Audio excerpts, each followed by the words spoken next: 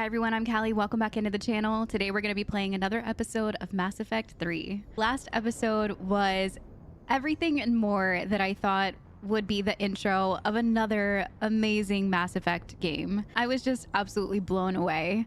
The opener was solemn, the music was amazing. It feels kind of like the beginning of the end for everything. We have been hanging out with Ashley and also Liara and someone else named James.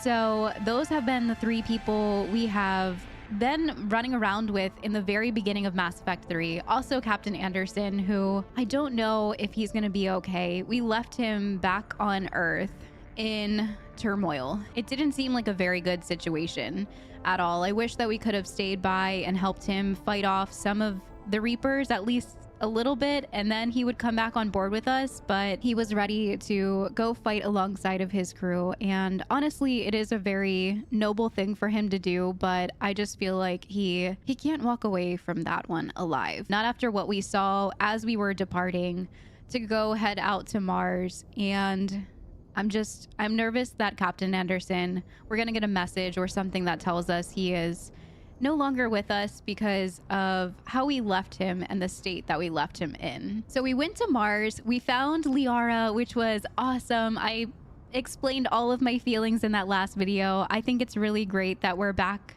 with her and hanging out with her as if she's part of our squad.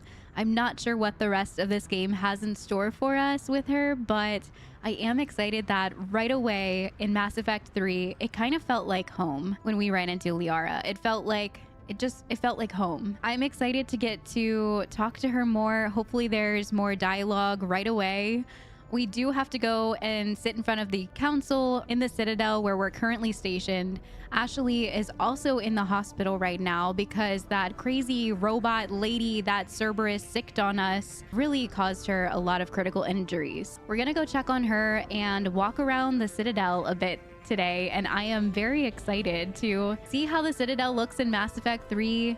Hopefully Ashley is hanging in there, and go see what the heck the council has to say to us about everything that has been going on. If I had to imagine, it's probably not going to go very well, especially with our past with the council. But hopefully now that everything has kind of come to fruition, everyone will believe Shepard and stand by our side for the first time, figure out how we can stop this chaos. Today's stream is also brought to you by Starbucks, our super amazing sponsor. No, I'm just kidding. I wish that Starbucks would sponsor us. I don't even know if Starbucks sponsors like YouTube streamers. I don't think I've ever seen someone sponsored by Starbucks. So just as a quick note, I don't think I mentioned it last time in my closing because there was so much going on in that first episode of Mass Effect 3. We ran into the elusive man back on Mars. The robot lady came from him, destroyed some of the data, but we still were able to salvage some of it. Liara was able to get some of the data needed to destroy the Reapers, and it's apparently some machine, which it's hard to believe that one singular machine can destroy all of the Reaper ships that we have been seeing and witnessing and that have been causing mass destruction everywhere. But I know that Liara is very capable, and if she says that it will work, I believe her that it will work. Really, it's our only hope right now.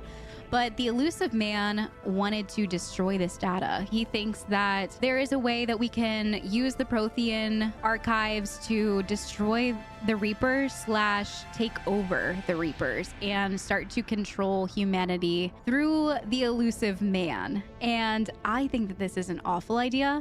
I knew that he was up to something since the first moment we met him in Mass Effect 2. I think he was probably thinking that if he saved Shepard, that we would be on his side and help him with this ultimate plan of just mass takeover. But to his surprise, we have not gone along with his plan. I am not surprised that the elusive man has had this crazy information tucked down deep in his pocket about what his ultimate goal was for the Reapers, but I'm excited to pull one over on him now and see what we can do with a little amount of time and a little amount of information. I have been super ready to hop back in. I can't wait. We're going to start off right in the Citadel. We're going to read through some codexes before we get into any sort of exploring. So without further ado, let's go.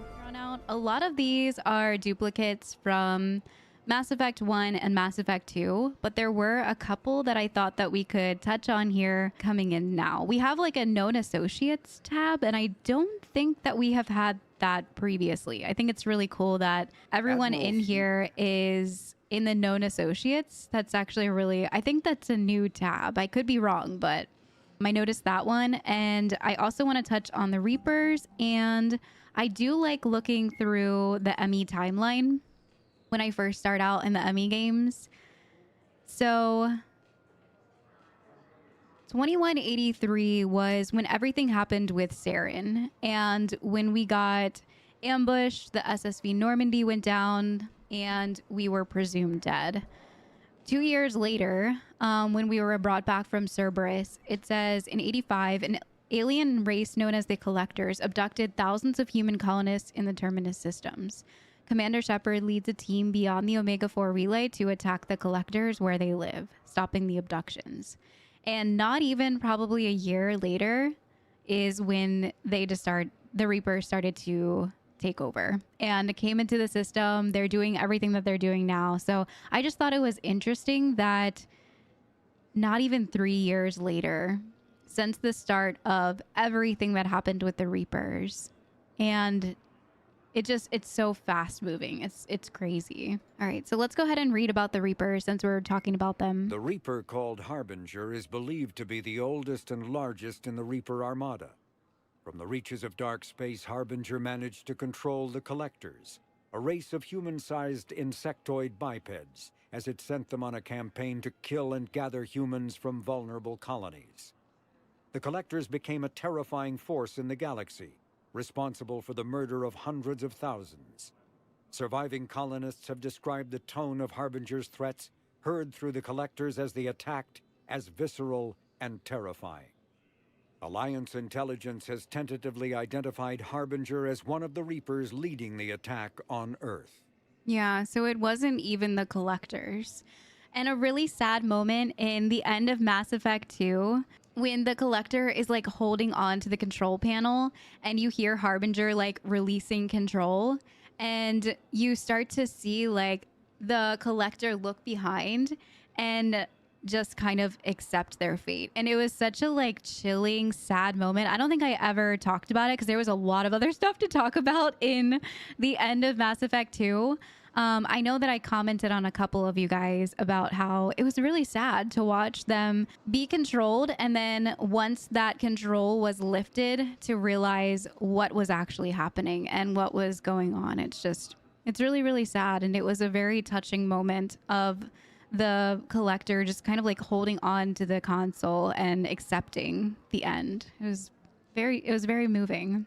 Man, hearing again everything about Saren, the Sovereign, all that stuff, it makes me really excited to go back for another playthrough off screen. And everything that I know now, I don't know, I'm really looking forward to the replay of this game. I've written down so many notes in my journal about decisions that I would like to try out, or decisions that I made that I would just like to see differently.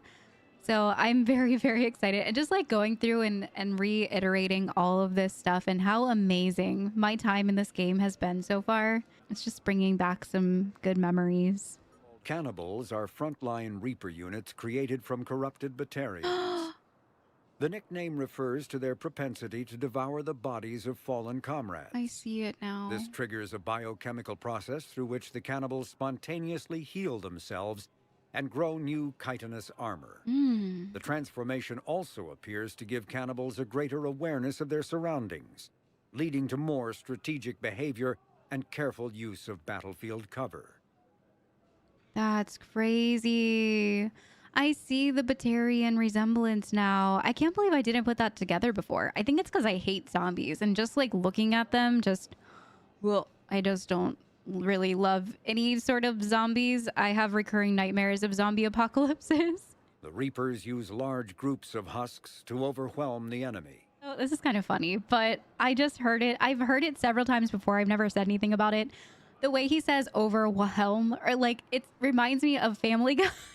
Wheat thins. Wheat thins. Wheat thins. Why are you putting so much emphasis on the H? What are you talking about? I'm just saying wheat thins. It made me laugh. I had to share it with you guys. Anyways. Admiral David Edward Anderson is a career military officer in the Systems Alliance Navy.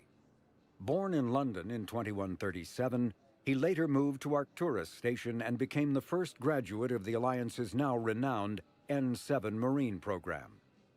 Anderson is one of the Alliance's most decorated Special Forces operatives and served with honor during the First Contact War. He was the original captain of the SSV Normandy before relinquishing command to his XO, Commander Shepard. After the Alliance victory in the Battle of the Citadel, Anderson briefly served as the Citadel's first human counselor. He soon became embroiled in a Cerberus plot to abduct his friend Kaylee Sanders, however, and learned that he was unable to live a life without action. He stepped down as counselor and returned to the military to prepare for the Reaper invasion. The Alliance Parliament named Donald Udina as his successor. Did we know that? He became embroiled in a Cerberus plot to abduct his friend Kaylee Sanders. What? Did we? Was there like a side quest for that or something? I feel like I don't remember any of that. Before she became involved in galactic affairs, Dr. Tassoni spent 50 years researching the Protheans' technology and the mystery of their extinction. She now divides her time between uncovering Prothean ruins and consulting with noteworthy representatives of the various Citadel races. Yeah, she has a pretty extensive history with Prothean ruins. That's why I believe her when she says that this one tool, I don't even know how it's going to happen or what the logistics are behind it. Dr. Liara obviously knows. But I believe her. She's been studying this for so long, about Prothean technology and all that stuff. So I believe her when she says that she thinks that she can use this technology to destroy the Reapers. And I will hold her hand through the end of that. I mean, we don't really have another choice. We don't have any other options right now. I hope that all of her years of research come to light and she can actually take out the Reapers with this tool. Flight Lieutenant That's also a really good Dr. picture of her. Tassoni. Flight Lieutenant Jeff Joker Moreau Oh is wow, a that does respected not look pilot like with him. the Alliance Navy.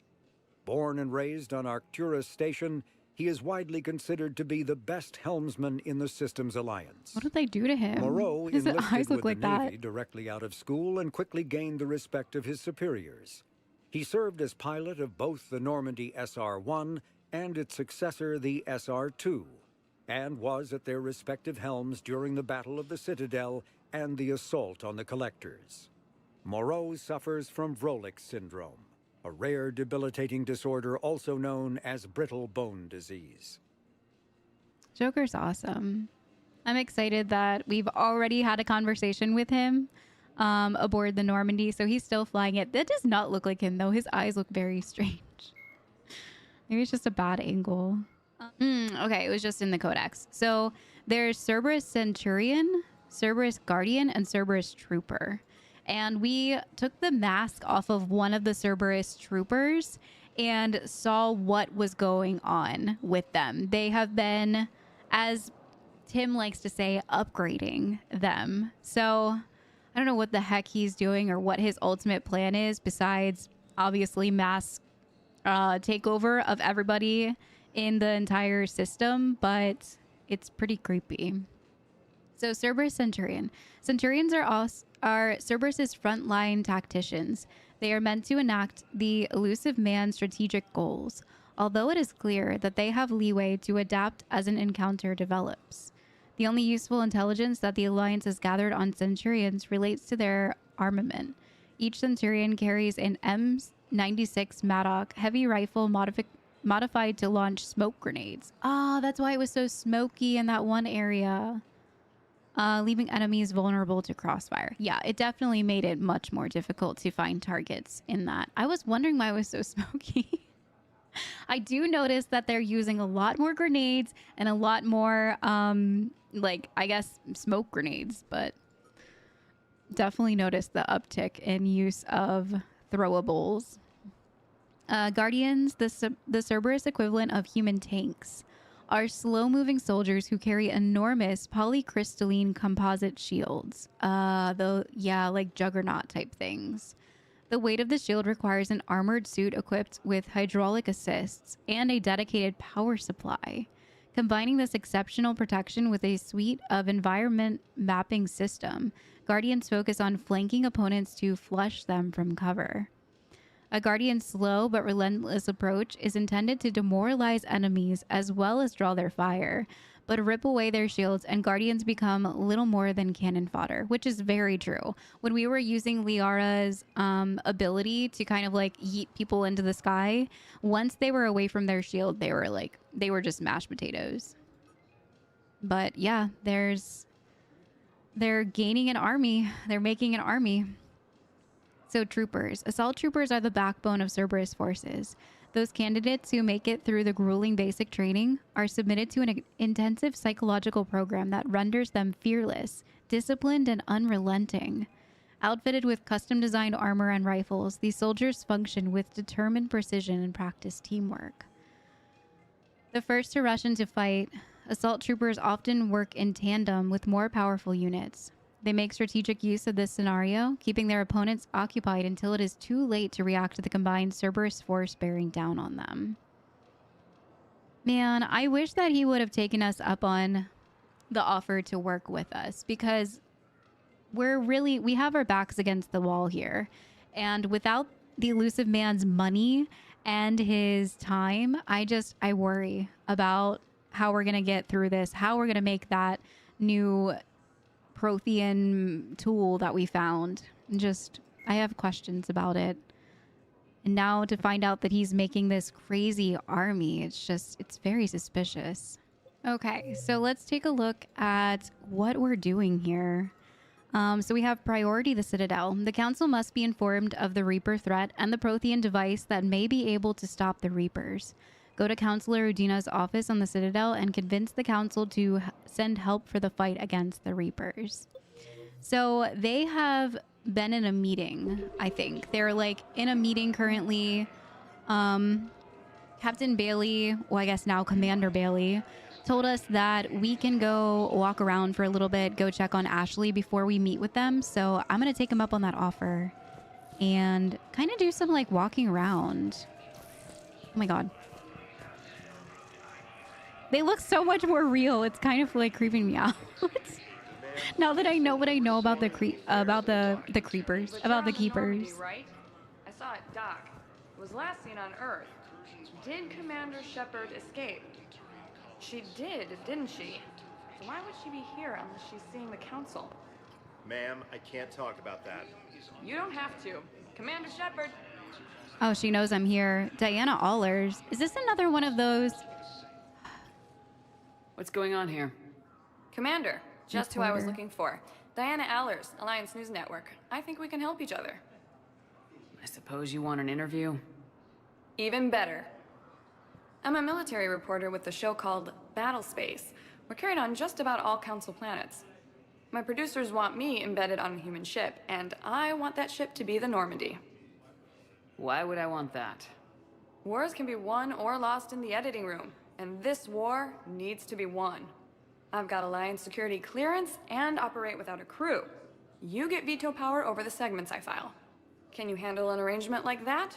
Or do I keep looking?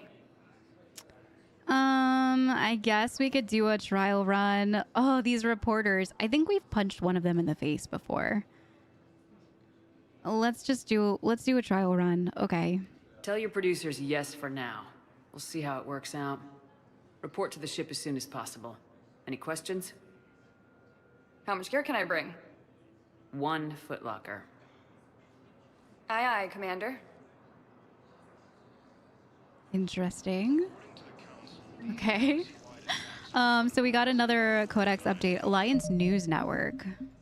Man, we're always running into these news network people. Founded during the early decades of human space expansion, the Alliance News Network was originally a low-profile news organization, known mostly for a series of exposés on the First Contact Tour.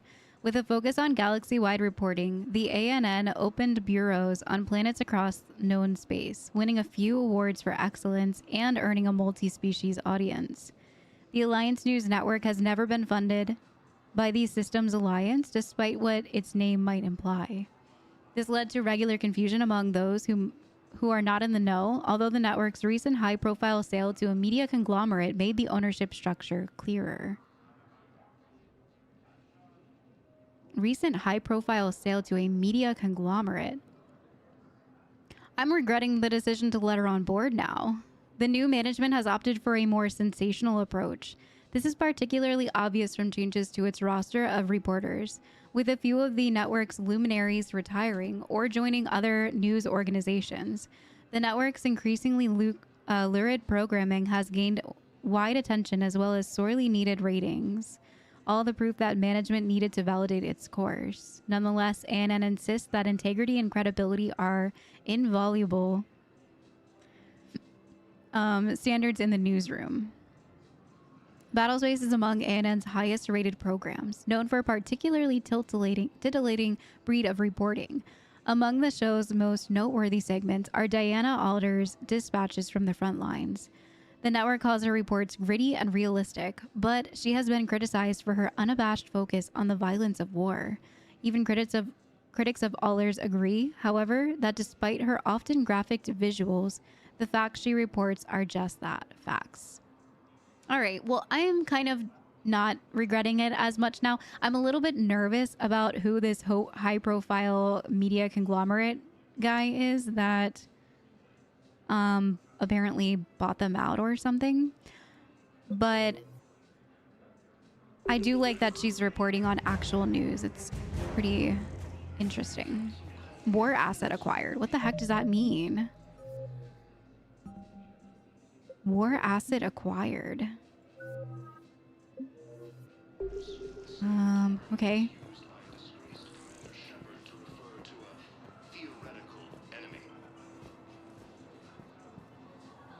The Alliance military has abandoned the Hades Gamma cluster to incoming Reaper forces. Man, this is crazy. All right, so what's over this way? Is that just how to get onto the Normandy, I think? Visit the council before leaving. Okay, so that's how we get back to the Normandy. Hello, Commander Shepard. Welcome to the Citadel. This is Docking Bay D-24. Note that due to recent events, official identification and weapons permits may be requested by CSEC personnel for routine verification. Yeah, it's been like that for a while. Any other important areas I should know about? Docking Bay E-24 has been repurposed into temporary housing to accommodate the recent influx of civilians to the Citadel. Oh, wow. If you wish to contact your species' official Citadel representative, please go to Citadel Embassies. For medical needs, the Presidium offers leading-edge care at the Huerta Memorial Hospital. The Presidium Commons have been a cultural mainstay since the Council was first established at the Citadel. Okay. What's with the heightened security? New screening fields have been added in order to speed up processing at the security stations in each docking area. Citadel security screening technology uses highly advanced biometric authentication systems developed by the CERTA Foundation. Please note that any attempt to circumvent Citadel security measures will result in immediate incarceration. The CERTA Foundation. Okay. What else is in the area? You are standing in docking area D-24. According to your biometrics file, you are cleared to access further information about this bay. This is the airlock currently assigned to the Systems Alliance ship Normandy. If you look out the bay window, you can see one of the many magnificent vistas for which the Citadel is renowned. What about that room over there? The waiting area is for those who wish to speak to our new arrivals. It is located next to security processing. All right. That's all. Please speak with me again if you require further assistance. Interesting. They still called our Normandy an Alliance vessel. But is it? All right, so let's go ahead and go through here. Hello? Okay. Thought someone was gonna talk to me. Guess I'm clear. Welcome, Commander Shepard. Ooh, it's an Please elevator. select a destination. And it knows me. Yeah, let's go to the Memorial Hospital One first. moment, please. Oh, we don't get like a cool, like, Now arriving at Huerta Memorial Hospital. in the elevator, the the crazy music that was in ME1. I was kind of looking forward to it. I was like, oh, an elevator. Wow, this place is awesome. Look at this. Oh, this is amazing. It reminds me of New Babbage from Star Citizen.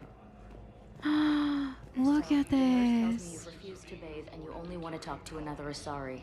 Yes. Can I have a gun? I'm sorry, no. Maybe I could be transferred to another hospital then. Someplace unsecured. I could have a gun then, right? And no humans. Wherever you transfer me, it shouldn't have humans. The humans are our allies. You don't trust them? No, it's not that. How are my eyes? What color are they right now?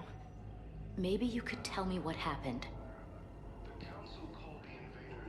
Strange. I mean, we are outside of a hospital. Maybe she's like an outpatient or an inpatient or something like that. Interesting. She seems very like schizophrenic or something. She's like very concerned about humans and their eyes.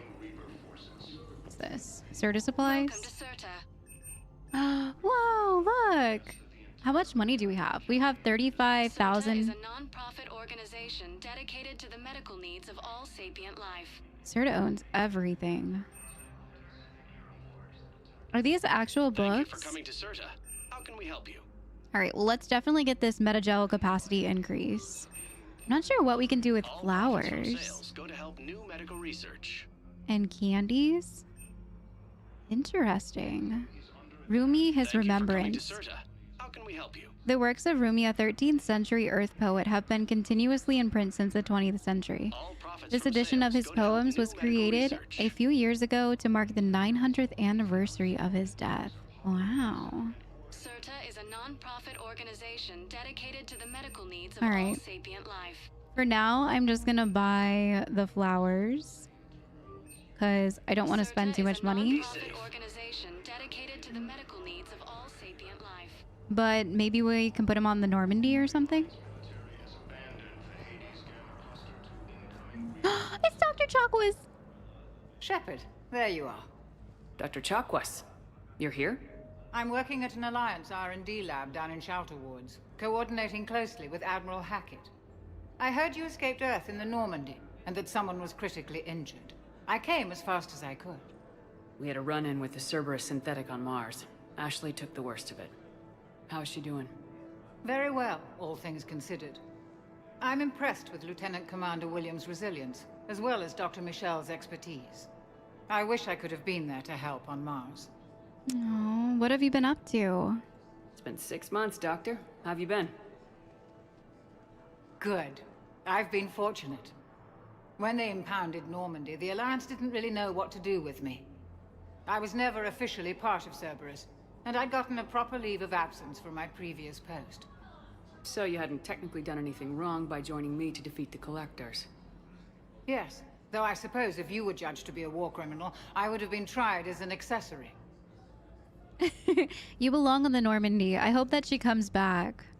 Your place is in Normandy's medbay, not some lab. I couldn't agree more. You say the word and I'm with you. Yes, most definitely. The Normandy wouldn't be the same without you, Doctor. Get your things. Docking Bay D-24. Yes, Commander. Oh, I just got And thank goosebumps. you. I know that's silly, but Don't thank me so soon. Remember, Joker's still aboard. And I'd be surprised if he's been remembering his medication. I think I have a special place in my heart for Dr. Chakwas because I come from the medical field.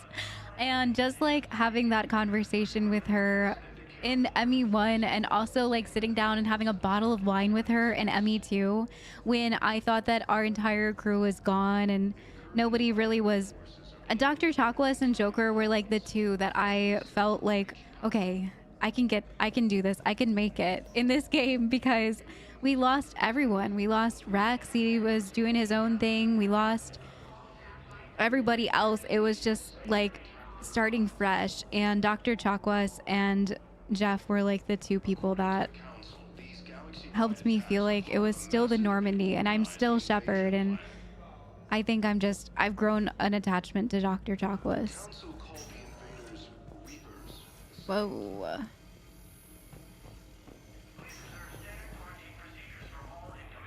Patient's stable for now. That's touch and go. Good work, Dr. Freilich. Oh, Dr. Neurosplin's Freilich. Still the best course of action. I'll see if we have the required spatial bindings. Oh, he sounded like Morden. I was thinking that maybe it was Morden. It was not Morden. I wonder if Morden is in here. I mean, Dr. Chakwas was here. Okay, so what are these? Just like labs and stuff? This is a beautiful hospital. Can I take the meds? No. I guess we shouldn't steal from the hospital, huh?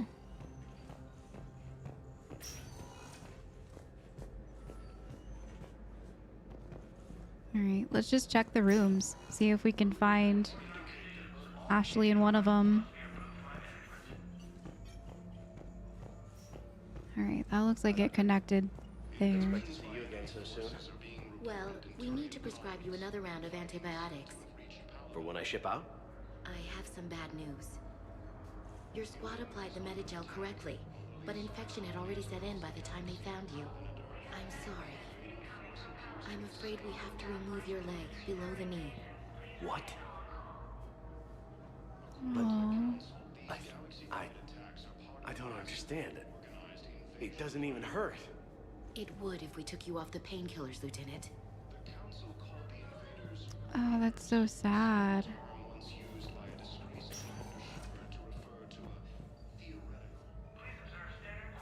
What are they saying about me? Commander Shepard, and something about theoretical? The heck? Is that Ashley? There she is. Oh man, she looks horrible. You got pretty banged up there, Williams. Had me worried. I just wanted to check in on you. See how you're doing. I'm thinking about you. Despite all this, it's good seeing you again, Ash. Get some rest, okay?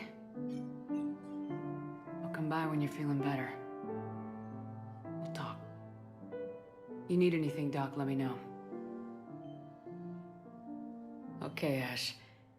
You take care.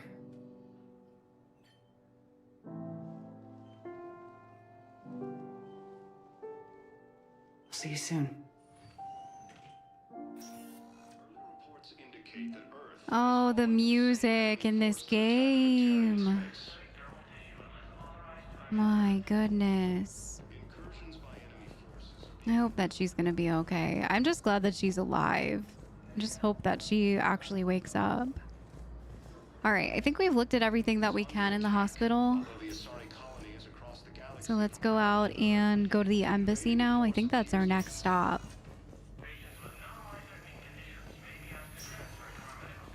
I can't get over how like beautiful, like the lighting, it's so good compared to the other games. It's really, really, really amazing.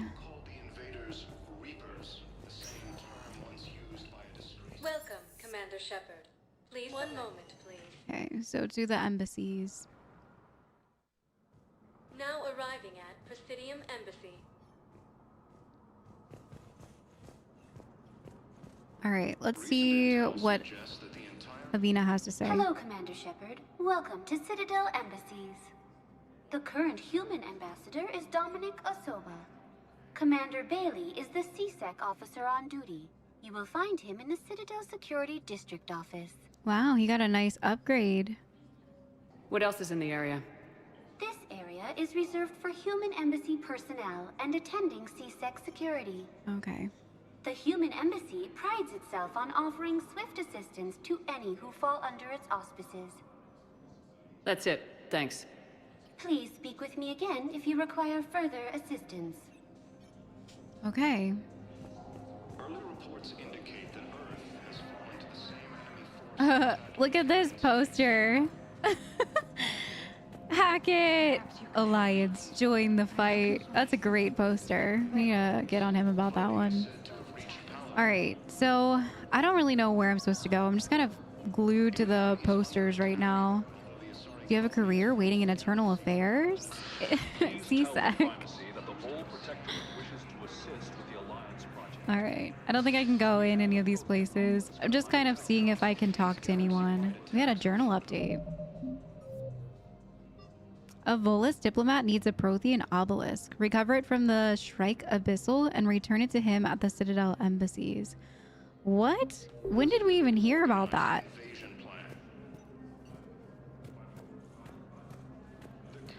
Was it them? Who kicked that off? I didn't even think I heard anyone talking over here. Okay, maybe I was busy in my head.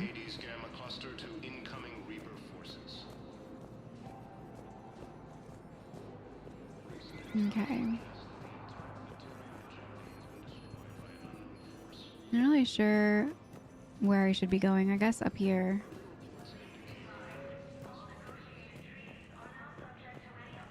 All right, Commander Bailey. Let's see him first. There is no anti-humanity conspiracy here, Ms. Al-Jalani. The Council's simply not granting interviews at this time. My viewers are going to know that CSEC and the Council are denying them access. Listen, lady, you think I like playing gatekeeper between the paparazzi and the politicians? I don't have time to babysit them, and I'm not here to hold your hand. Well, I'm camping out until I'm granted an audience. Fine. I hope you brought a sleeping bag. I think that's the lady that we punched. Commander Shepard? Commander, humanity has questions. Okay. Damn press. See, you're keeping the peace. Yeah, I feel like a glorified doorman. Most people would see it as a move up. Wedged in here with all the stuffed shirts, I'd rather be back down on the streets. I appreciate the higher pay grade, but I'm not a political creature. So why'd you take the job? If you didn't want to be upped, why'd you accept? You don't say no to Councilor Udina. Well, maybe you would, but I gotta live here. I know, squeaky wheel gets the oil, but I didn't lobby for promotion like some other officers. I'm not even sure why he picked me. I never know with politicians. I hate political BS. Me and you both. It's a stupid game. Politicians are the weeds of the galaxy. If that was a bumper sticker, I'd stick it right here on my desk. It's killing me about Earth. You and me both. I haven't been back in years. Now I may never. If this ain't the end of days, it's pretty damn close. Yeah, feels like it. Definitely feels like it. You have a nice office, Bailey. He's really moved up for himself. Okay. Oh, look, it's Udina.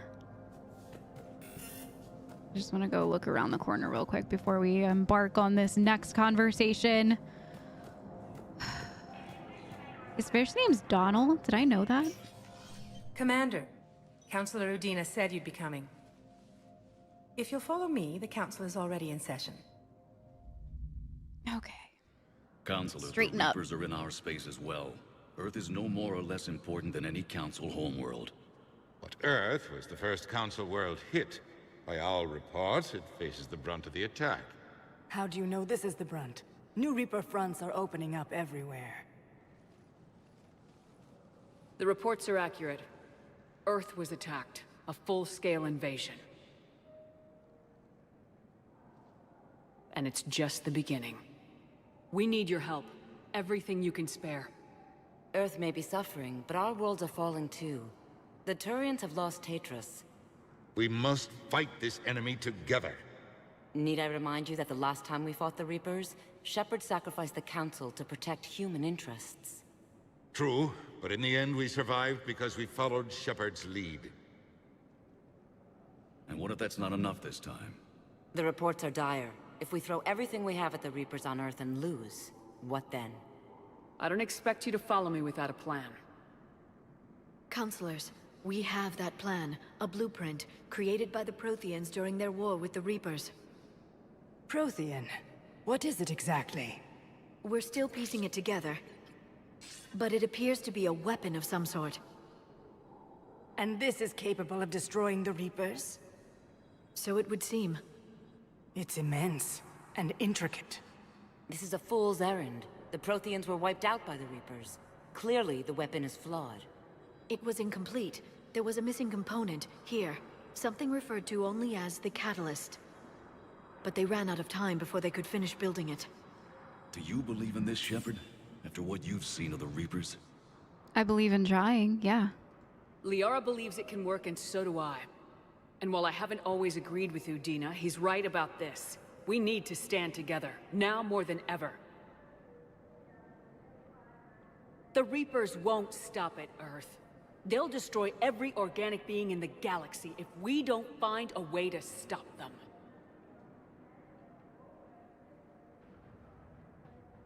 The Council cannot give Earth the military support it needs. Our own planets must come first. The Solarian Union is convening a summit amongst our species. If we can secure our own borders, we may be able to aid you.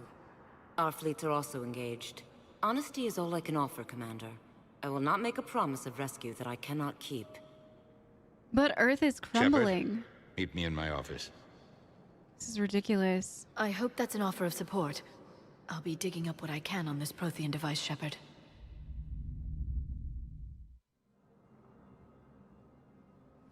They're a bunch of self-concerned jackasses, Shepard. Wow, we agree on something. We may have a spot in the Council, but humanity will always be considered second-rate. How can they be so blind? Commander, I can't give you what you're asking for, but I can tell you how to get it. I'm listening. Palaven's Primarch Fedorian is the one that called the War Summit. He's your kind of man, open to extreme solutions. Trouble is, he didn't get out of Palaven's system when the Reapers attacked. We don't know if he's alive. He's essential to the summit. If the Normandy could extract him without being detected... So favors for favors.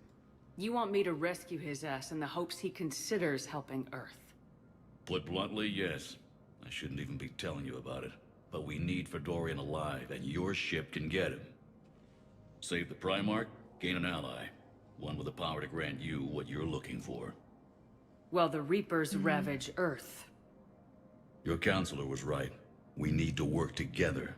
This is the best way to get that. Our intel says Primarch Fedorian is on Palaven's largest moon. Get in and out undetected, and he'll take care of the rest. Good luck, Commander. You're gonna need it. Well, it's something. He didn't have to give us that information. There is one other thing. The Council has agreed to reinstate your Spectre status. And there are certain resources that will be made available to you. Good luck. Resources. Wow. That went well. It's a start. I'll talk to the others in the meantime. See if we can support this summit. Move things along. Thanks. What a wild career we've had. We have had such a wild up and down career. Like, we have been reinstated twice now. We have been, like, hit on the wrist more times than I can even count anymore. This is crazy. So, he wants us to go rescue Palaven. Wait. No, that's the area. What was the guy's name?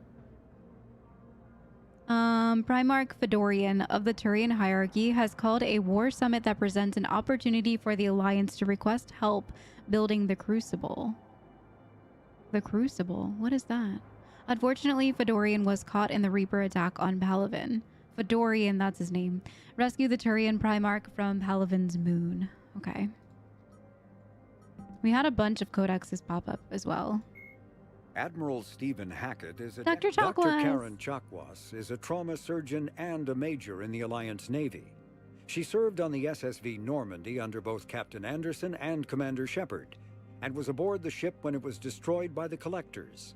She later quit the Alliance in order to rejoin Shepard on the Cerberus-built Normandy SR-2. Along with most of the second Normandy's crew, Dr. Chakwas was kidnapped by the Collectors and taken beyond the Omega-4 relay, where Commander Shepard eventually rescued her.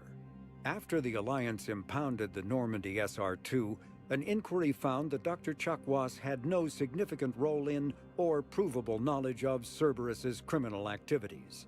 She has since rejoined the Alliance. Nice. And now she's back on board the Normandy, too. When humanity won a position on the Council for its part in defending the Citadel, the Alliance chose Captain David Anderson for the position. Udina became his advisor. Anderson eventually quit over frustrations with Council politics, and the Alliance named Udina to the office. Despite his unwavering focus on human interests, Councilor Udina is usually willing to collaborate with other species. Even his opponents concede that Udina gives fair consideration to non-human proposals, so long as humanity also benefits. Maybe we should have made him Councilor to begin with.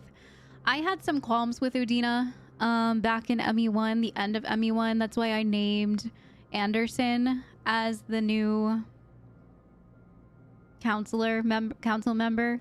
But having seen that Anderson was so negatively affected by his time as a counselor, I probably wouldn't have given him that role. I think it was more stress for him than necessary, and Udina is way more actually cut out for that position, and by the looks of things, he's been handling it pretty well.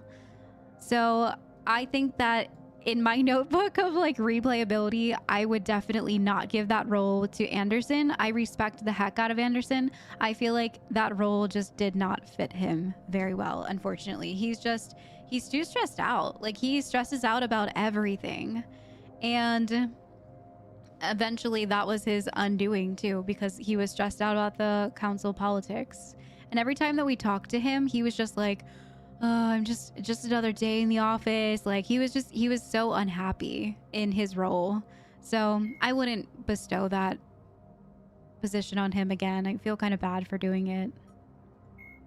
Menai is one of 2 moons orbiting the Turian homeworld of Palaven. Oh, look at that place. The Turian hierarchy put Menai in the hands of the military soon after their spacecraft first landed on the moon, immediately halting civilian research and exploration. Menai's geological composition and specifications have been classified ever since. These days, a few active naval bases dot the moonscape, as well as infantry installations focused on extreme survival training. The mystery of Menai is a lasting fascination for many Turian citizens. Speculation about its presumably rare and valuable resources has become a common plot point in vids, novels, and even poetry for young Turians. Interesting. And we're going to Palaven, right? When the Turians were introduced to the galactic community, an Asari diplomat poetically described their homeworld Palaven as a silver world of fortresses and fire. Because Palaven's weak magnetic field is a poor shield from its sun, most of the planet's animal life developed metallic carapaces as defenses against solar radiation. Its photosynthetic life is similarly impressive, shutting down vulnerable metabolic processes during daylight hours and repairing cellular damage at night. Wow. The visible fortifications of Turian cities reflect their martial society. But since joining the galactic community, internal conflicts have become honor-bound affairs, with few casualties among non-combatants. These city fortifications have proven no match for the Reapers and their aggressive bombardment of Palaven. Okay. The Citadel races have classified the known variants of Reapers into 4 types. Oh, yeah. Capital ships are Sovereign-class Reapers 2 kilometers in length. They typically target the dreadnoughts, defense installations, and industrial cities of organic civilizations. Experts believe the Reapers harvest a single species of organics during each cycle of extinction to create these massive ships. Some capital ships are capable of launching small drones equivalent to fighters. Destroyers are 160 meters long and, in astounding numbers, make up the bulk of the Reaper fleet. They engage cruisers and other smaller ships, as well as communications posts and enemy command centers. Research suggests destroyers are created from those species that are not harvested to make capital ships. Troop transports carry husks to unconquered planets and bring victims of the harvest to Reaper processing centers. They vary in length from 200 meters to 1 kilometer, but unlike capital ships and destroyers, do not appear to be self-aware. Instead, other Reapers operate troop transports remotely. Processors, also called slaughter ships, are mobile centers for mass DNA harvesting. Like troop transports, processors appear to be remotely operated by sapient Reapers. Wow. Interesting. Because I remember when that one Reaper ship back on Earth killed that boy that was getting into the escape vessel, and it looked so much different than the other Sovereign ships we have ever seen. Or I guess they're not, I need to stop saying Sovereign, that was just Saren's ship. But yeah, they looked wildly different, and there's definitely different kinds. I also wonder what that one thing was that had like wings that flew past us, and Anderson was like, what was that? I want to know what that was. I don't think we've talked about it yet. The fall of Tetris. The Reaper's first attack on Turian space followed an age-old maxim: hit them where it hurts. A populous colony dating back centuries, Tetris was already embedded in the Turian psyche as the site of the world terrorist attack in Turian history. Oh, the worst terrorist attack. Jeez. Wounds were still raw from the Valen blast, in which a separatist revolutionary slammed a starship into the colony's capital, killing more than 100,000 Turians. Hierarchy forces responded with a massive invasion of the planet to stamp out the separatist movement. It was a catharsis for the Turians, reassuring them that the heroes would always triumph over evil, and so the Reapers struck Tetris first. By the time Tetris went dark, the Turians had already learned that the Batarians and humans were under attack. The hierarchy responded with what they believed was overwhelming force, only to walk into a trap. Reaper ships were waiting on the other side of the relay to Tetris, and they released devastating firepower the moment the fleet emerged. Turian leaders observing the one-sided battle were faced with a choice: reinforce their side of the relay to defend against a Reaper invasion, or throw more resources into an offense. With soldiers and civilians alike clamoring for retribution against the Reapers, the Turians continued the assaults. The hierarchy sent warp bombs through the relay to clear a path, fighting tooth and tail to inflict casualties against the Reapers' fleet. It was a valiant effort, but doomed. The Reapers emerged victorious from the relay and began broadcasting a signal to Turian convoys. Images of Valem, Tetris' capital, once again a smoking wreck. The fight for Turian space had begun. It's so sad. Reaper capabilities. The Reapers are technologically superior to organic species of the galaxy, but the degree of that superiority is a matter of debate in the intelligence community. The Reapers' thrusters and FTL drives appear to propel them at more than twice the speed of Citadel ships. Estimates of their location in dark space suggest that they can travel nearly 30 light years in a 24-hour period. Reaper power sources seem to violate known physical laws. Reapers usually destroy fuel infrastructures rather than attempting to capture it intact, indicating that Reapers do not require organic species' energy supplies. Consequently, the Reapers attack without regard for maintaining supply lines behind them, except to move husks from one planet to the next. Unlike Citadel ships, Reapers do not appear to discharge static buildup from their drive cores, although they sometimes appear wreathed in static discharge when they land on planets. The main gun on a Reaper capital ship dwarfs all of that of the Alliance's Everest-class dreadnoughts. No dreadnought has yet survived a direct hit from the weapon, except our Normandy did. I mean, kinda. It like scratched the surface a bit when we went through the Omega 4 relay, and we got hit with it again, and it did like destroy some stuff. And those like crazy I forget what they're called already. We just went over it. But the little like circle things, they just like bombarded straight into our cargo hold and just broke the barriers immediately. Precise targeting computers and correctors also give Reaper weapons a longer efficient range than Organics dreadnoughts or cruisers. The kinetic barriers on a Reaper capital ship can shrug off the firepower of a small fleet. Weapons specifically designed to overcome shields such as the Javelin, Guardian lasers, or the Thanic series can bypass the barriers to some degree. The difficulty is getting close enough to use them. The surface-mounted weaponry on Reaper ships, similar in principle to Guardian, present an effective defense against organic species fighters, which is what we had on the Normandy 2.0. Wow, okay. So let's see if we can talk to Udina a little bit more. The Council. All I can think is that the more things change, the more they stay the same. Yeah. I've always loathed that phrase, fatalism. Not what men and women should aspire to. If we don't figure out something, maybe later will be an epitaph on a mass grave of 11 billion. I know what I'm gonna do. What are you gonna do? Humanity is as feared as we are loved. Hopefully that works in our favor now. I'll try to get financial aid from as many worlds as I can. Maybe manpower, a few armed ships. I'll institute a draft in our colonies and order all civilian ships armed.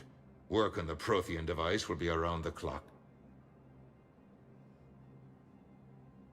Any news from Earth? There is constant news. All of it bad. The Reapers are destroying satellites and the old nuclear missile silos, along with everything else that could help. We have a handful of quantum entanglers spread out over the continents. All other communication is cut. Jeez. I feel like without the help from anybody else, Earth will fall. I just have a really, really bad feeling that we're gonna lose Earth. I mean, we're sitting here twiddling our thumbs. I have to go rescue somebody in order to get help. Like, we don't have time for this. It's happening now. I just... What's your read on the counselors? Any angles I could pursue? Councilor Irissa is not like her predecessor. She is colder. If she has her hand on your throat, she will squeeze. Eschil. There you might find some traction. Practical, she might make Machiavelli turn pale, but that's a Delatras for you. Frankly, it's good Quentius spoke with you. His home world is in the most trouble, and he's looking for a way out. That speaks opportunity. You're a Citadel counselor. Don't you have options when the others block you like this? With Parliament destroyed and Shastri gone, I have more power than any human in history. But today, you saw how little that is. Rest assured, I will not be counted out long. I know I can move mountains. Do not lose sight of that, because the task before us is moving planets. Anderson would be proud, so long as you deliver. You think you can do that? You need a carrot or a stick to drive a mule, and humanity has neither right now. Our armada is tied down fighting or fleeing, and with Earth's comm buoys gone, our economy is reduced to an IOU. But leave that part to me. I will lean on our colonies for all they're worth, and I can broker enough trade to repair and resupply Hackett's fleet. Yeah, when he was talking about the council leverage, that was Anderson's issue too. No matter how much power he had, it wasn't real. It wasn't real power. Not if the other counselors don't agree. Did you know a lot of people on Earth? Many. It's monstrous to think of them being snuffed out, of course, but the part that gets me is Arcturus. I must have known most of the Alliance Parliament on a first-name basis. I required a second VI just to track all their birthdays and anniversaries. Rose Garden stuff, but to have it all gone. Yeah, it's terrible. I should go. I'll be here. All right. Wow, we have so many Codex updates. It's kind of crazy. Oh, it's beautiful out here. This is really nice. We already read those ones in the Codex update. I think they're still updating. Yeah, we've read all of them already, actually. All right, so... Oh, I can go in here now?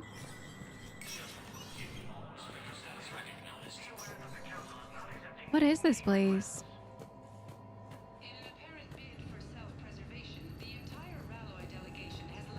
Spectre terminal? Spectre restrictions. What is this? Welcome to the Spectre Information Processing Center.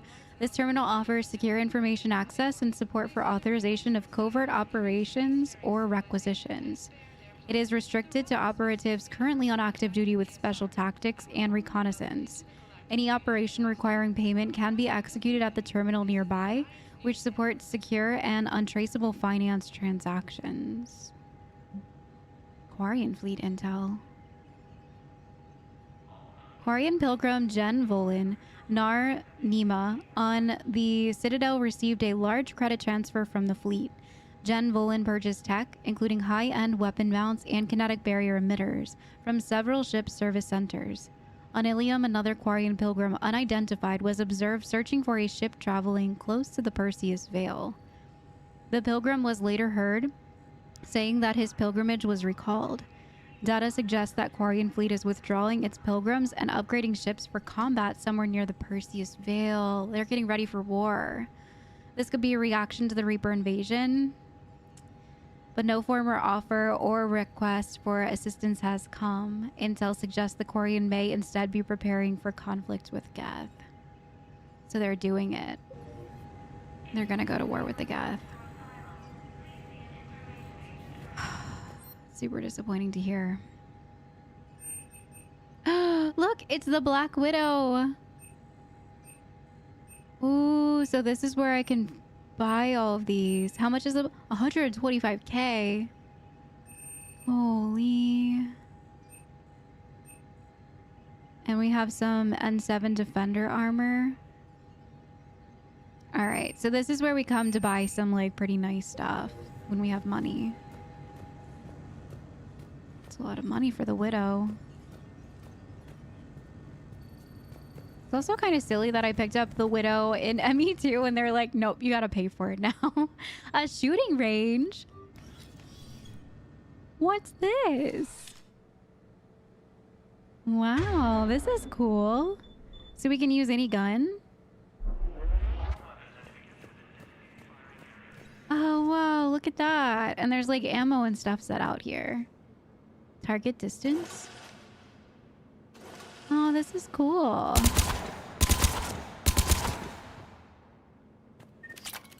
Oh, there's like shields and stuff. Whoa.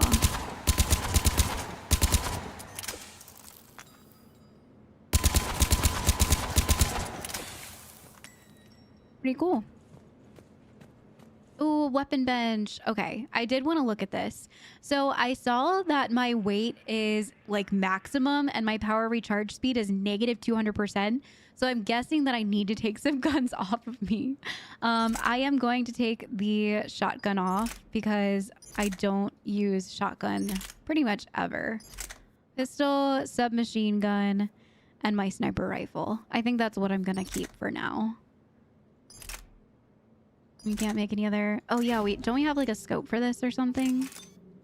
Ooh, yeah, we have an extended barrel. Increases damage by 15%. Nice. And we have a biometric sensor and auto-targeting software. Adjust to user's pulse and breath rate. Assisting aim. Wow. Very nice. Okay, cool. And look, our power recharge speed. So that isn't very important to keep the weight down. Negative 200% is awful. So no wonder why. I was struggling a little bit with some of the combat the first time we were playing. I think I'm just going to kind of run with the SMG pistol and my sniper rifle. I think that will be perfectly fine for us. It's very cool how we can buy like upgrade, or we could find upgrades and upgrade our stuff. It's really cool. Okay, let's go see if we can talk to Bailey about what we just talked about with Udina. I'm up to my neck in trouble, but if there's anything you need, I'll do my damnedest to help. Trouble? Thought things were relatively quiet here. Well, compared to where you're coming from, sure. But the war is being felt everywhere. Millions across the galaxy have been displaced, and most of them come here. Must have you doing somersaults. Yeah, already allocated the bulk of my men to customs, but we're still overtaxed, cataloging and processing them all. Jeez.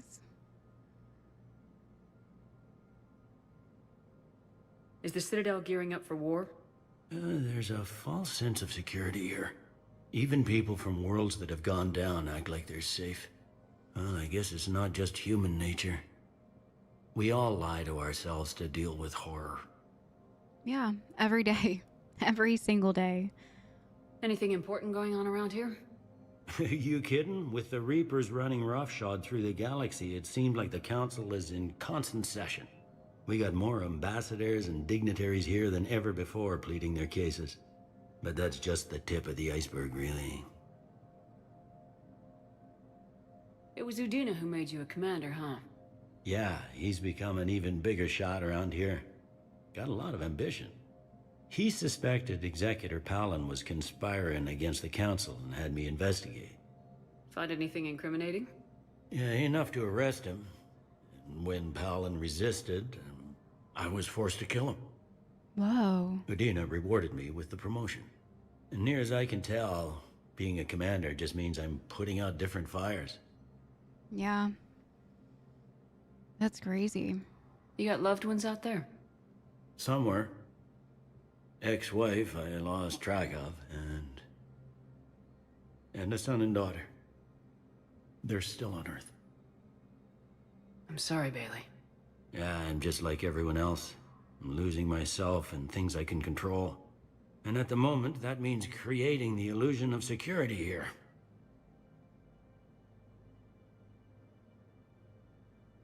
Yeah, and I really hope that his son isn't the one that we ran into. I mean, I feel like anyone on Earth right now is just in trouble. I don't think that Earth is going to make it. Not with us just not responding. Oh man, that's so sad. We both have jobs to do, Bailey. I suggest we do them. Yep. Good talking to you, Shepard. Poor Bailey. He loves his kids. When we were doing Thane's mission in ME2, like, he was constantly talking about how he wished that he could have been a better father. And we read through some of his stuff in the Shadow Broker. His messages from his wife and to his wife, talking about the kids, and gosh, it's really sad. All right, so I'm not sure where. Commander Shepard. Oh Jesus. Commander, the people of the Alliance have questions. Maybe that's not the one that we punched. She has the same haircut. Commander Shepard, Khaleesa bint Seen and Al-Jalani. Isn't it true that you were on Earth when the Reapers attacked? How do you justify running away while millions of people on Earth Can I die? punch her Is again? that the best we can I've had enough of your tabloid journalism. Ha! You want? Oh. Oh You're my angry. God. I get that. But I came here to get help for Earth, not answer your questions. Stay down. Stop. Stop. I'm pretty sure that's the same lady that we punched in. I have to go back and look and see if it's the same lady. But I'm pretty sure it is. And she dodged us this time.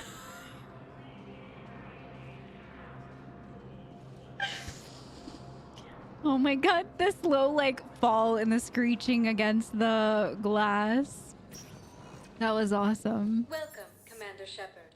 One moment. Still just talking trash to us, trying to spin our story to make it sound worse than it is. Docking Bay D24. All right, so I think maybe we just head back to the Normandy, right? I don't know if there's anything more for us to do here at the Citadel right now.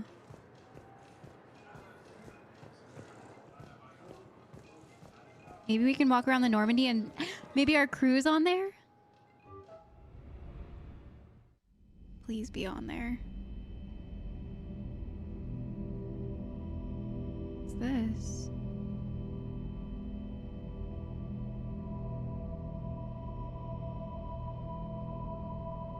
Is this a nightmare?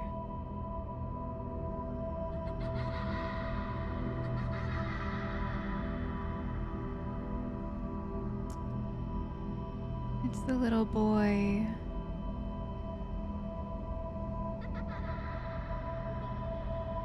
Oh my god, this is so sad.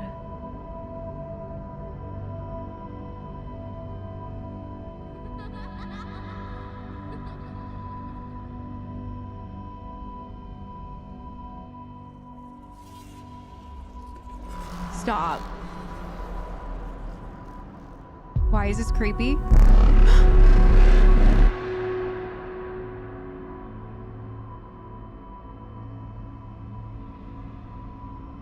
What the hell?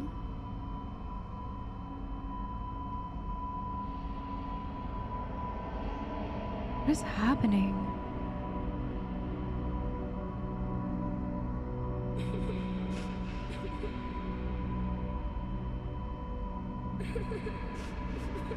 This is awful.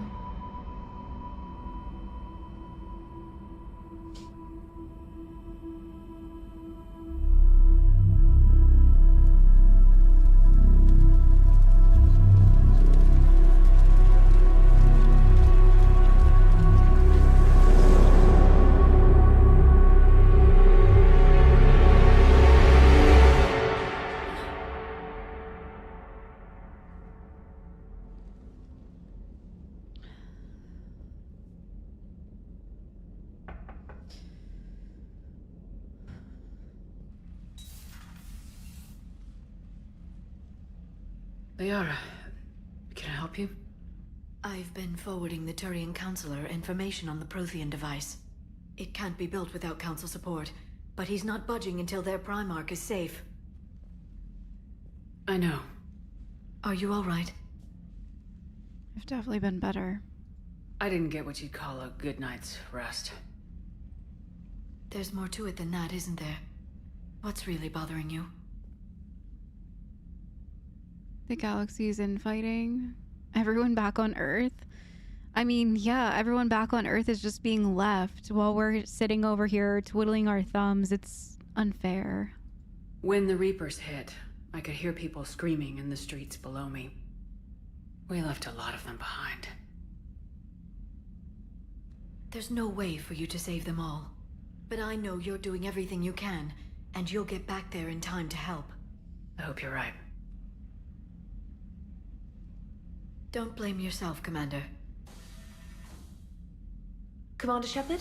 I'm Specialist... Oh. I beg your pardon. I thought you were alone. Who is that? I was just leaving. Commander Shepard, I'm Comm Specialist Samantha Traynor with Alliance R&D. I was part of the team retrofitting the Normandy after you turned it over to the Alliance. There weren't many of us aboard when the Reapers hit. Slow down, Specialist Trainer. You're doing fine. Thank you. I worked in a lab. I never thought I'd be serving on a ship. Why don't you tell me about the retrofits? The ship's in line with Alliance regs now, and it has new, top-of-the-line, quantum entanglement communicators. In fact, Admiral Anderson had intended to use the Normandy as his mobile command center. That's no longer an option. Yes, I heard he chose to stay and fight. In any event, I'm honored to serve under you, Commander. For as long as you need me, that is. They only sent me here to oversee the retrofits. Shepard, some of our systems require further testing, and Specialist Trainer has been extremely effective during installation. I would prefer that she remain. Got it, Edie. Oh, wait, since when does a virtual intelligence make requests? Edie's an AI. Fully self-aware. Oh, I knew it. I knew Joker was lying. Jeff requested that I pretend to be a simple VI to protect myself. Oh my god. I apologize for the deception. Thanks, Edie, and I apologize for all those times I talked about how... attractive your voice was. Anyway, shall I give you a tour? That was strange. I think you'll be impressed by the new upgrades. What the hell? In the CIC, you'll find the galaxy map where you can set the Normandy's destination. Why is everything red? You can also check your messages at your private terminal. The War Room houses a strategic command center for mission-specific intel and war analysis. Wow, War Room. That's cool. The shuttle bay contains an armory where you can modify your equipment between missions. Very cool. Finally, Liara has set up a lot of hardware down in the old XO office on Deck 3. I think she's claimed that room. And there you are. Still the same ship as before, it just flies Alliance colors now. Speaking of which, I believe Admiral Hackett would like to speak to you at the VidCom. Very cool. We got some upgrades. What about my room? Why are there like things hanging from the ceiling? Commander. Wires. Udina updated me on your meeting with the Council. Sounds like they're running scared. I understand their concerns, kinda, but they could have at least helped out Earth a little bit. They could have answered their plea for help. They're useless. The Council's been a pain in my ass from day one. I'm done True. with them. Then what's your plan? So true. I'm trying to get the Turian Primarch for a summit meeting with the Asari and Solarians. I'll bypass the Council and appeal directly to their leadership. That's good, I like it. This is where we start laying the groundwork for our counterattack. Unfortunately, we don't have a whole lot to back it up right now. Then build alliances. Gather everything and everybody you can for the cause. What about the Prothean device? Find me people who can help build it, and if you can't, I'll take ships, soldiers, supplies, whatever you can get. We need to keep hitting the Reapers across every theater of war they open. Buy us time to figure out the device. Yeah. And when it's finished? Assuming it ever is, we pool all our resources. Think of it as a giant armada for delivering the device when the Reapers are most vulnerable. The stronger you can make that armada, the better the chances of punching through. What about Earth? What about Earth, sir?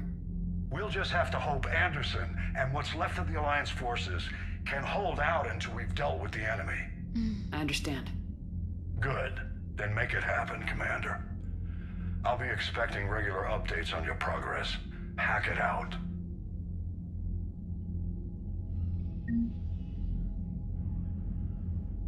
All right, so it looks like we got some intel. Armor mod kit. So this is where... Oh, look at our ship. It's so cool. Look at all of this stuff. So this is where we have like our virtual calls and stuff. Very cool. And the war room. Wow, look at this.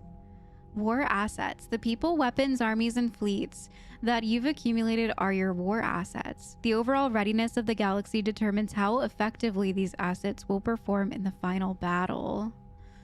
This is awesome. Alliance. The system's alliance represents humanity's economic, political, and military reach throughout the galaxy. Its naval forces are led by Admiral Stephen Hackett. So look, there's like a minimum, I guess, that we need to reach before endgame. Very, very cool. So we have 130 Alliance Engineer Corps. Cuts roads through mountains and builds bases on asteroids. While the bulk of the AEC has active wartime duties, their brightest are helping build a device of Prothean origin recovered on Mars. Due to the staggering amounts of raw materials required, the AEC has been given unprecedented emergency funding for any Alliance resources that will not interfere with the deployment of troops. We have 103rd Marine Division. The old saying, every Marine has a rifleman, still holds true in the Alliance. Every Marine enlistee, from clerk to sniper, goes through a period of infantry training. And as a result, the 103rd Marine Division is Earth's largest collection of Special Forces soldiers. Officers from notable battles such as Skillian Blitz and the First Contact War run harsh training exercises in a variety of environments, insisting that the Marines be prepared to storm any beach on any planet. This training has been useful in the Reaper War, as the 103rd can be fighting in an Arctic desert one week, crawling through jungles the next. Wow. Oh, maybe that's not 130 of them. Maybe this is just like a score in strength, because this is just one guy. Admiral Mikhailovich? When the Reaper called Sovereign attacked the Citadel in 2183, Rear Admiral Boris Mikhailovich led the 63rd Scout Flotilla against it. The 63rd suffered the fewest losses of any Alliance flotilla during the Battle of the Citadel, while providing crucial support for the 5th Fleet's carriers and dreadnoughts. The Alliance promoted Malkovich Mikhailovich from Rear Admiral to Admiral after the battle, and tasked him with rebuilding and upgrading his ship. His combat experience with the Reapers has been invaluable in devising strategies against them. Alliance 1st Fleet, 3rd Fleet, and 5th Fleet. I'm not going to read through those because they're very similar. Somehow we picked out Diana Allers. So I don't know how she's bringing points to the team, but she is. 5 extra strength points. Alliance News Network reporter Diana Allers has been broadcasting from the Normandy, interviewing crew members and high-ranking Alliance officers to give the galaxy an insider's view of the war. Maybe her 5 strength points comes from her nipples. They were so distracting to me. I could not stop looking at them through her like white tank top. The Alliance frigate Normandy SR2. That's only 115. We should have more points than that. This thing is a beast. When the original SSV Normandy was destroyed, Cerberus rebuilt the ship from stolen Alliance plans. Dubbed the SR2, the Alliance took the new Normandy apart and refitted some of its systems with new technology of its own. As a result, the SR2 Normandy is the highest performing frigate in the entire Alliance Navy, and possibly the fastest ship in its class. The Normandy is commanded by Shepard, an Alliance officer and humanity's first Spectre, reinstated twice. So the updated parts are to bolster the Normandy's firepower. Commander Shepard installed a Thanix magnetic hydrodynamic cannon on the ship's undercarriage. Based on Reaper technology, the powerful weapon fires molten metal accelerated to a fraction of the speed of light. Before taking on collectors, Commander Shepard reinforced the Normandy's superstructure with Solaris armor, a protective layer of carbon nanotube sheeting that can withstand temperatures that would instantly vaporize normal conventional armor. The Normandy has also been upgraded with cyclonic barrier technology, allowing the ship's mass effect field projectors to fire rapidly oscillating barriers that deflect rather than directing absorb kinetic shocks. Very cool. And it looks like we have some mineral resources too.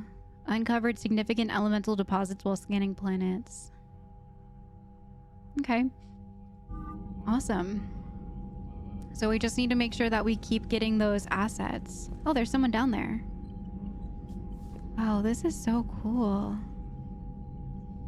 Look at the inside of this. I'm just like, I'm blown away. It looks amazing.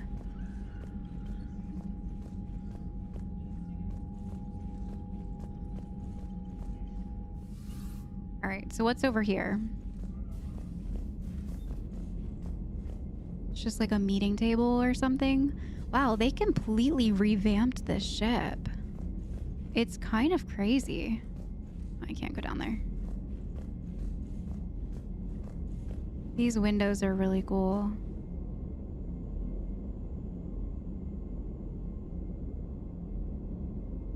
Wow, this is awesome. I can't believe the Council won't help. Come on, Sarah. If Thestia was lost and Earth hadn't been touched yet, we could be damn sure we'd be guarding our own borders. Oh wait, I thought that was the lady from never mind. I got excited because I thought it was a voice from the engineering lady in ME2, but I don't think it was. Commander, the Alliance has found a new Cerberus lab on Sanctum. Admiral Hackett would like you to investigate. A Cerberus lab, okay. So now we're back to fighting Cerberus, are we? How interesting. Commander, come to check on your new recruit. Just wanted to see how you were doing. Still trying to get my bearings.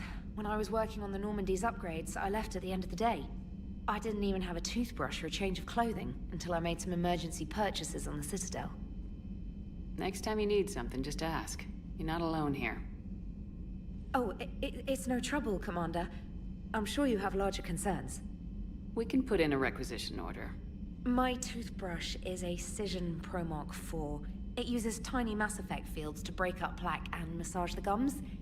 It costs 6,000 credits. Okay, yeah. You're on your own with that. In any event, I appreciate you giving me the chance to stay. Was there anything else? That was awesome. How'd you end up in the military anyway? My family didn't have money for university. When the Alliance saw my aptitude scores, they offered me a full scholarship. I served my required years after graduation and decided to stay. I really like the challenges of the lab. Although, I'm sure I'll grow to love frontline service as well. She's so nervous when talking to us. I can kind of relate though. When I'm in a new job, I'm the same way until I start to like open up to my boss or bosses. I'm the same exact way. It's kind of funny. I also love her accent, but not like a slight against Trainer, but where the heck is Kelly? Why isn't she here? I'm surprised you're worrying about a toothbrush. We got bigger problems right now. Oh, believe me, seeing the Reapers on Earth was terrifying. But I won't help anybody by bursting into tears here in the CIC, will I? Being here on the Normandy helps. If anyone in the galaxy can stop the Reapers, it's you. And if flagging your messages and managing strategic intel helps you in any way, then it's worth it. You worked in Alliance R&D? Yes. You'd think quantum entanglement would make communication easy, but imagine incorporating multiple incoming sources and then networking them with extrapolations of time-lag data to construct a coherent situation GUI. It's an exciting challenge. For me, anyway. Interesting. Where are you from originally? A colony in the Terminus systems, actually. Though I studied on Earth, at Oxford. My parents were from London. They loved Earth, but they wanted the freedom a colony life could offer. If they stayed in London, I imagine they'd be dead right now. A lot of people back on Earth are still alive, and counting on us. Quite true, Commander. Carry on, Specialist. That's actually pretty cool. Wow, look at it. It looks the same, but it's also just like super red. Like, I don't know, the lighting in here is wildly different. It's very interesting. And everything, the colors look different, and I don't know. It's pretty cool. I like it a lot so far. Oh, there's nothing over there anymore. Okay. And we came from over here, which was like the war room. Commander Shepard. And like a weird lounge area, I guess. So let's go up and see if we can talk to Joker. Is anyone else in here? Where's Edie? I noticed that the Edie terminals are also gone. Hey, Commander. You know, I had my doubts about the Council. But after years of ignoring your warnings, they're finally willing to step up and tell you they just can't help. It's not their fault. You're surprised? They've spent years denying the threat. You think they'd be prepared now? I was kind of hoping that maybe they were planning in secret and just not telling you about it because, you know, Cerberus. Well, let me know if you want me to get them on the channel and then hang up on them, you know, for old time's sake. True.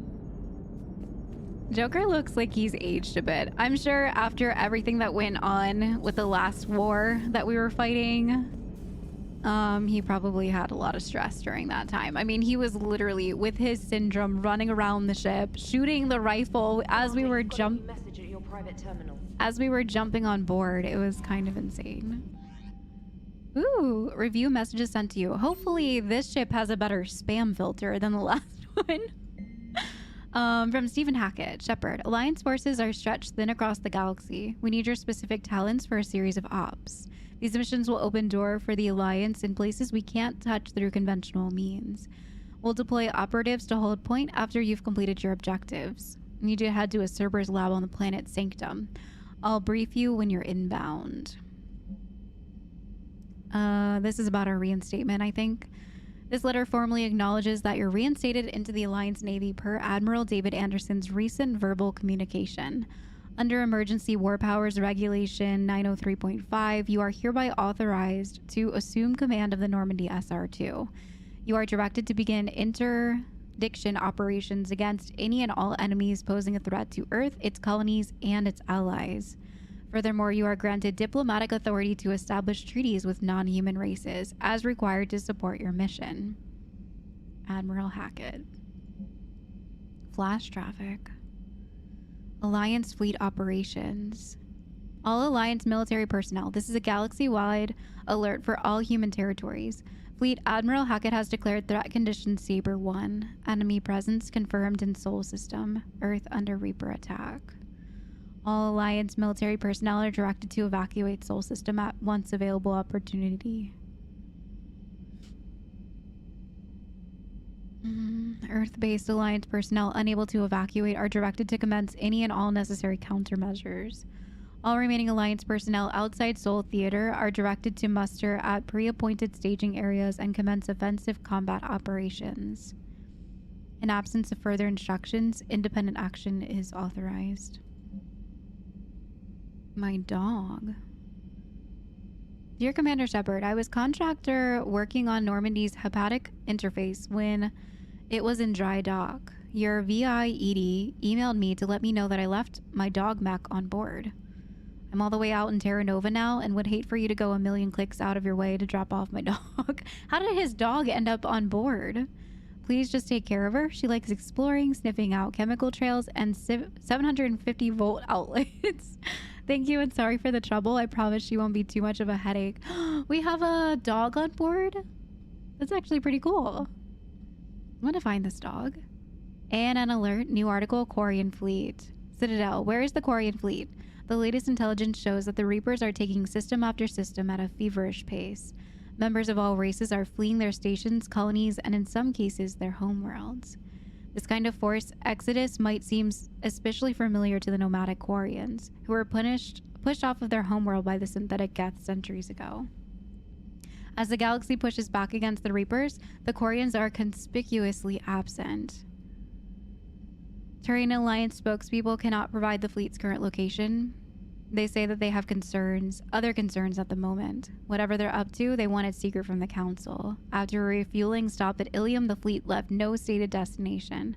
There are also reports of a galaxy-wide call for all young adult Quarians to abandon their pilgrimages to rejoin the fleet. Greedy and short-sighted powers will always try to gain the upper hand in times of galactic crisis. What an awful time for them to start doing this. Not only I struggle with the Quarians' decision to attack the Geth after we met Legion. And I know that they're not all like Legion. Legion is very unique to himself.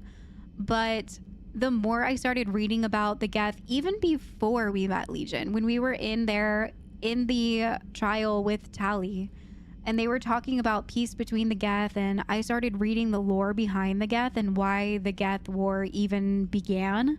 It was just because the Quarians were nervous that they had become aware, and they tried to wipe them out. And in an instinct, they decided to fight back. And I just look at it so differently now that I read up about the Geth and how it started, knowing that some Quarians are not for getting rid of the Geth and that they think that there can be a peaceful resolution, and then meeting Legion on top of it. I just feel like this war is wildly unnecessary, and I don't think that it will end well for them. A welcome back gift from Edie. While we were in dry dock, Joker suggested that a small welcoming gift would be appropriate to have on hand, should you be reinstated as commanding officer. As the ship does not have the capacity to accommodate the dancers, he suggested I chose something from the official Systems Alliance catalog. Soldiers who have held an N7 designation for 5 or more years are entitled to a commemorative hooded jacket to wear off-duty hours. Aww. You will find it among the selection of casual clothing in your cabin. How sweet. We have to wear it. We have to. It was a gift from Edie and Joker. From Glyph. You have an upgrade waiting. Some of the data you found allowed me to research an upgrade for you. Simply access the terminal in Dr. Tusoni's office at your convenience, and you may choose how and when to implement it. Have a pleasant day. Glyph. Who's Glyph? And then we have a priority mission, Eden Prime, from Alliance Command. Commander, Cerberus has attacked Eden Prime and is now occupying the colony. Alliance forces are stretched too thin right now to attempt to liberate the colony, but we've been doing what we can to covertly aid the local resistance. In the process, we've learned that Cerberus has uncovered a major Prothean artifact. We don't know what it is, but it appears to be the reason for the attack on the colony. We need you to infiltrate the colony and recover the artifact. Holy moly. Okay, I think that's all of it.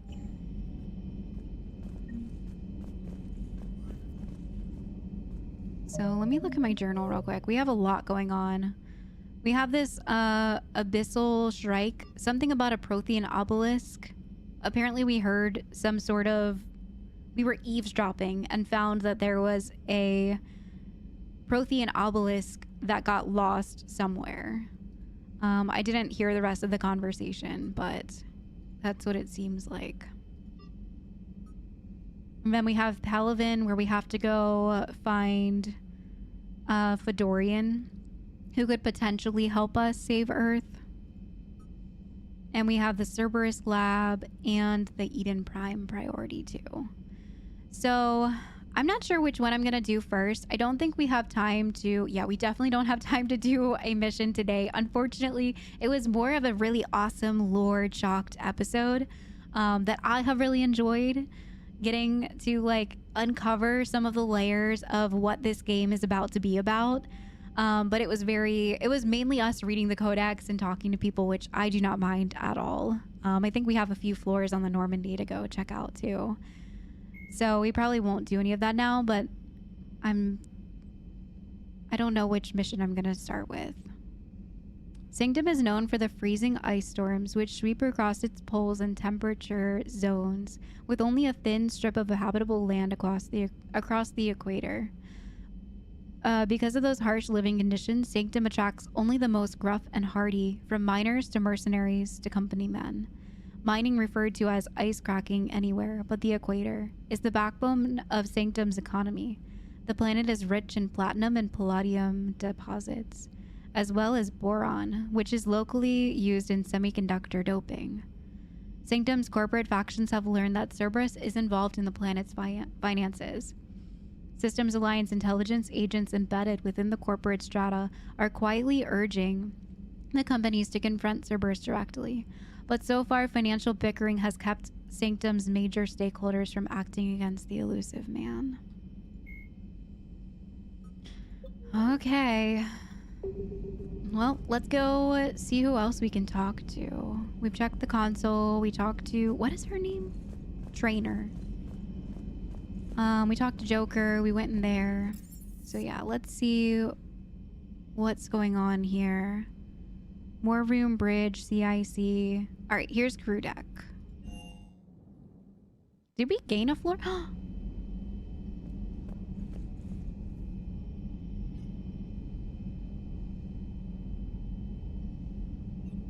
Oh my god, this is beautiful. Caden Alenko's on here. Charles Presley. Oh, this is a beautiful memorial. Alright, so Dr. Chakwas should be in here, because we invited her back. Maybe not. What's this? Reassign powers? Ooh, nice. Is that Dr. Chakwas? Who is that? Is that lady that tried to murder Ashley? Why is she in our med bay? What is going on? Why do we have her on board? And where is Dr. Chakwas? What the actual heck? Okay.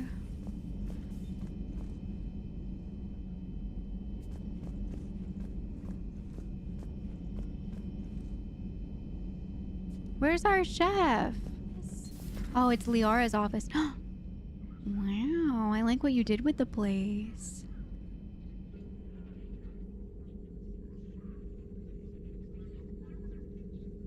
Commander Shepard, it's a pleasure to see you again. Oh my god, it's the Shadow Broker You're the ball. drone from the Shadow Broker ship. Dr. Tassoni now refers to me as Glyph instead of Info Drone, 95% of the time. If you have a moment, I'd like to draw your attention to a terminal in her office. It analyzes information packages. If you find any useful data, I can research upgrades for you. And what should I be looking for? I'll inform you if you found relevant data. When you do, return to this terminal for your choices. In the meantime, Dr. Tassoni would like to speak with you.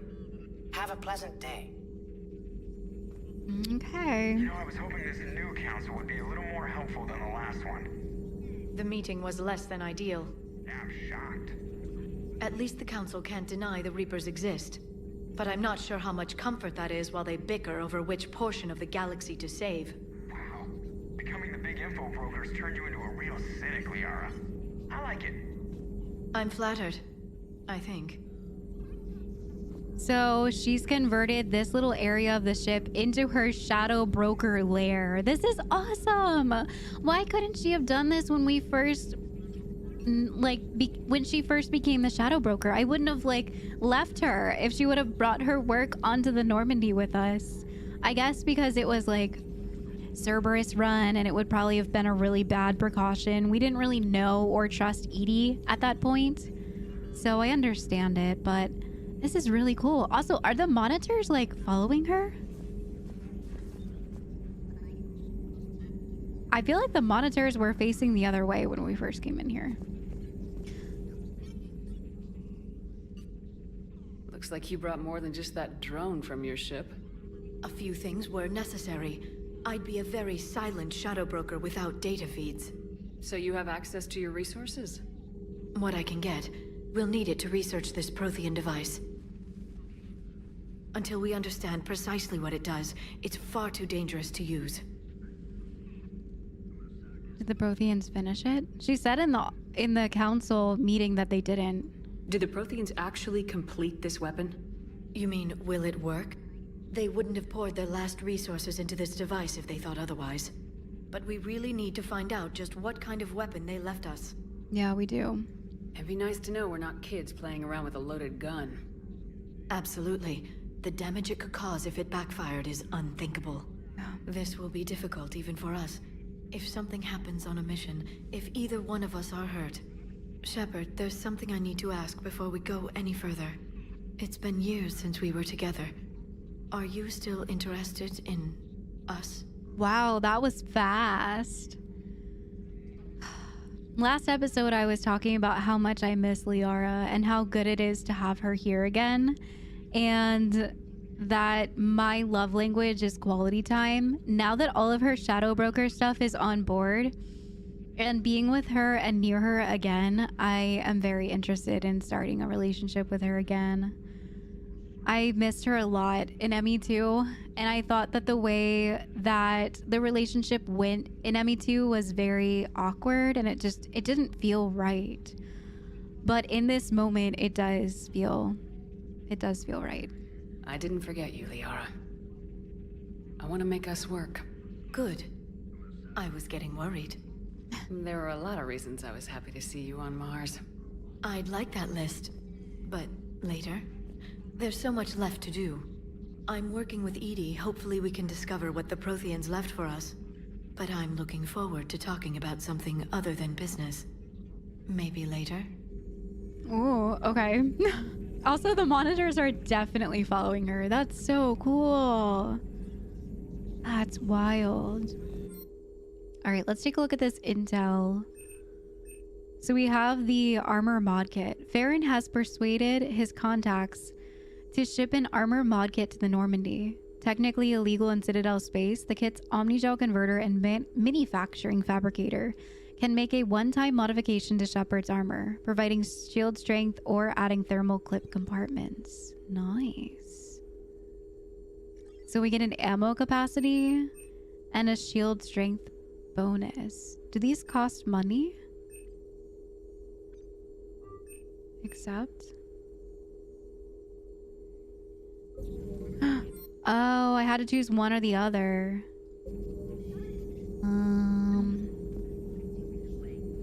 Well, shields are always a good thing, especially as an infiltrator. So maybe I would have gone with that one anyways. I need to be more careful when I press that button now.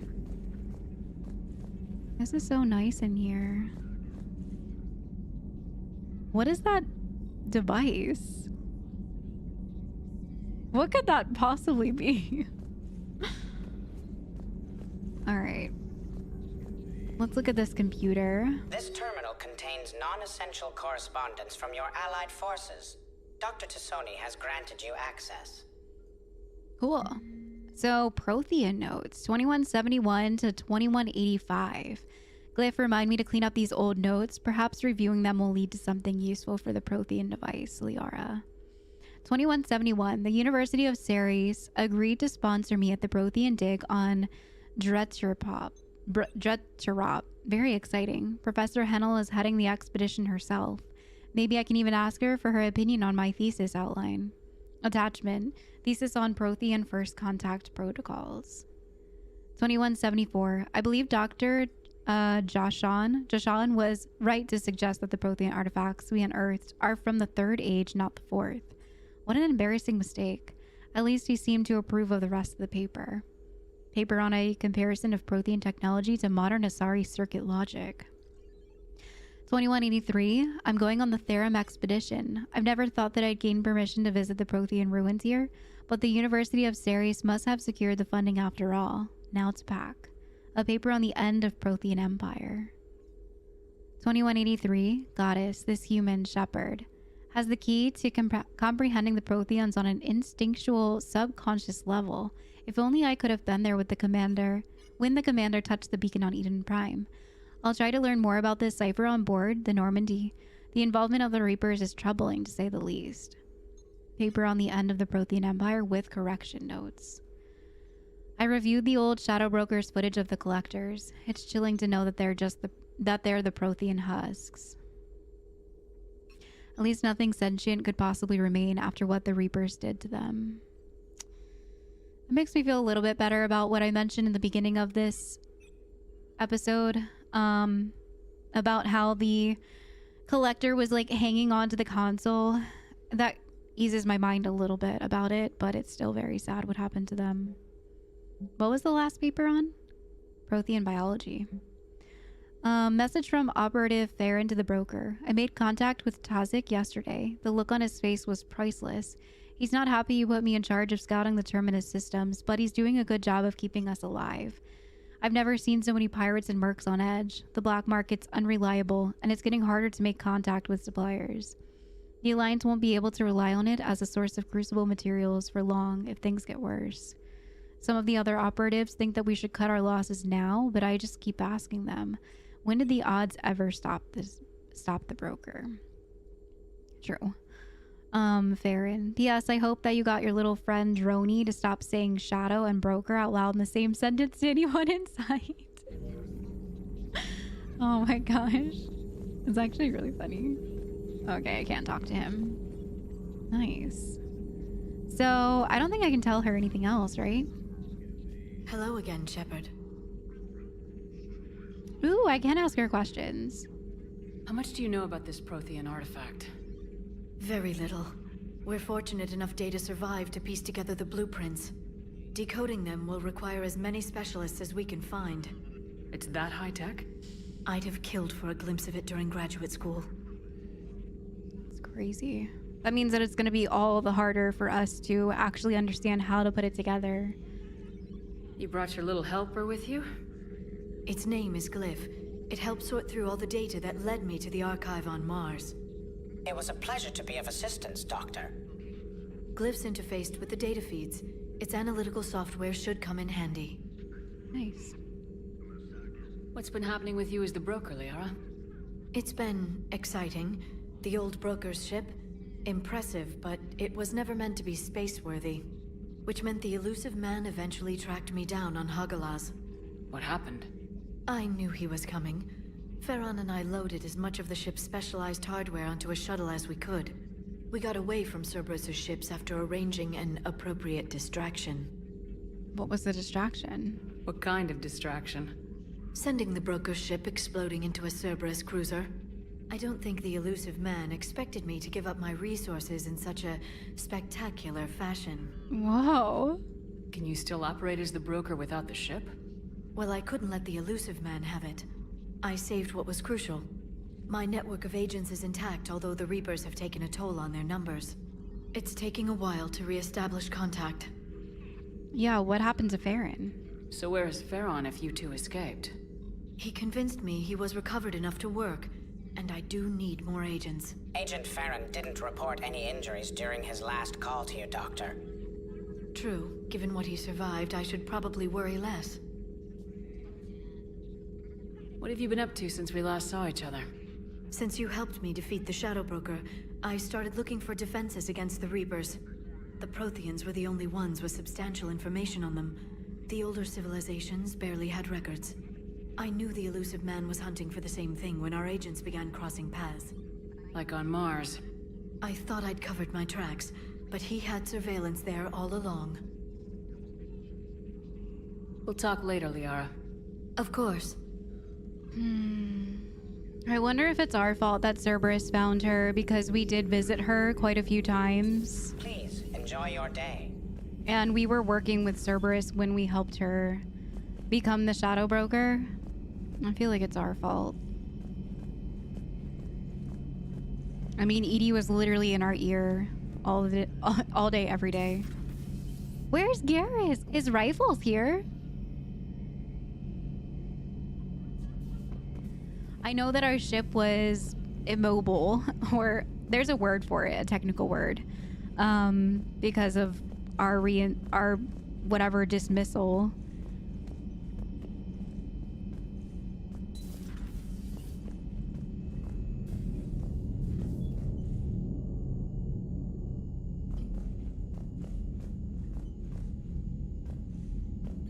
Oh, there's like a book on the bed. All right, nothing in here. Women's restroom looks the same. Samara.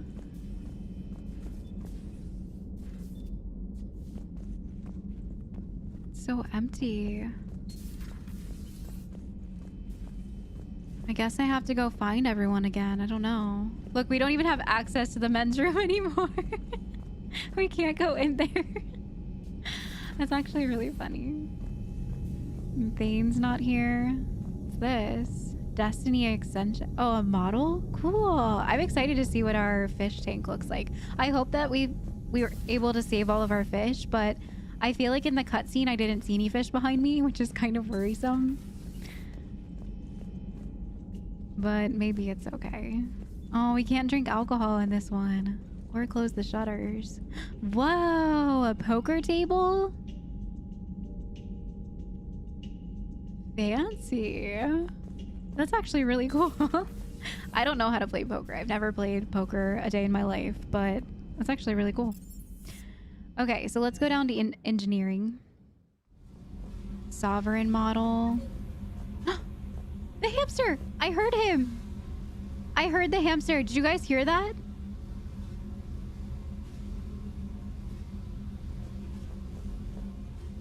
What the heck? Am I hearing things? Is the hamster down here?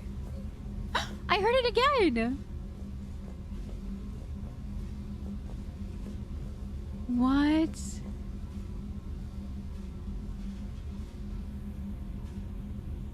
Hello?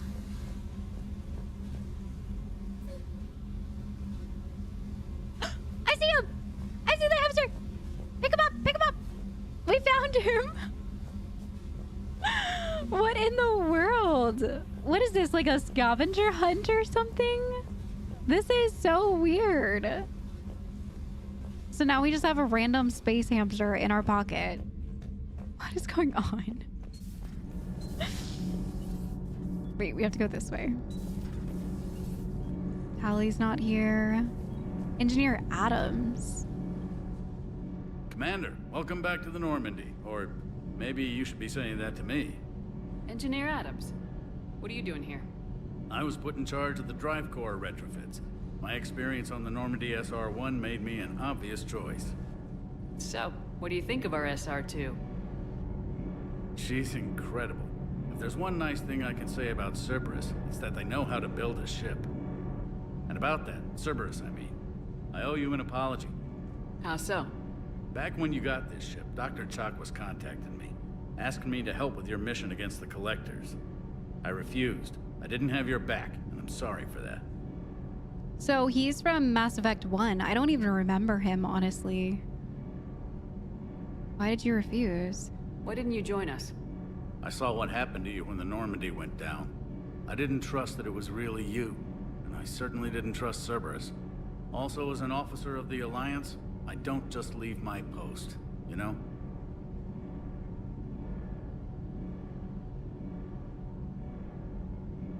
Yeah, I guess I understand. That's Ashley's reasoning too.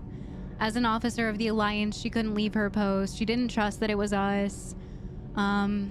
Yeah, all the same themes that Ashley had too.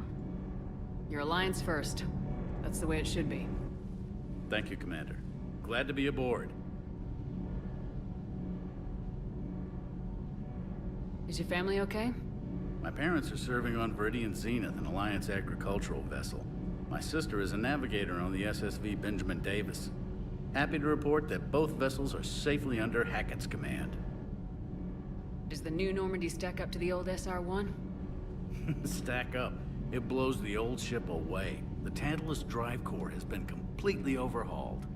The SR-2 might be nearly twice the size, but the new drive core is 3 times bigger. This ship can fly. That said, Cerberus isn't too high on safety. If pushed past her limits, this core would vent into engineering. Guess it gives my team incentive to keep her well balanced during a firefight.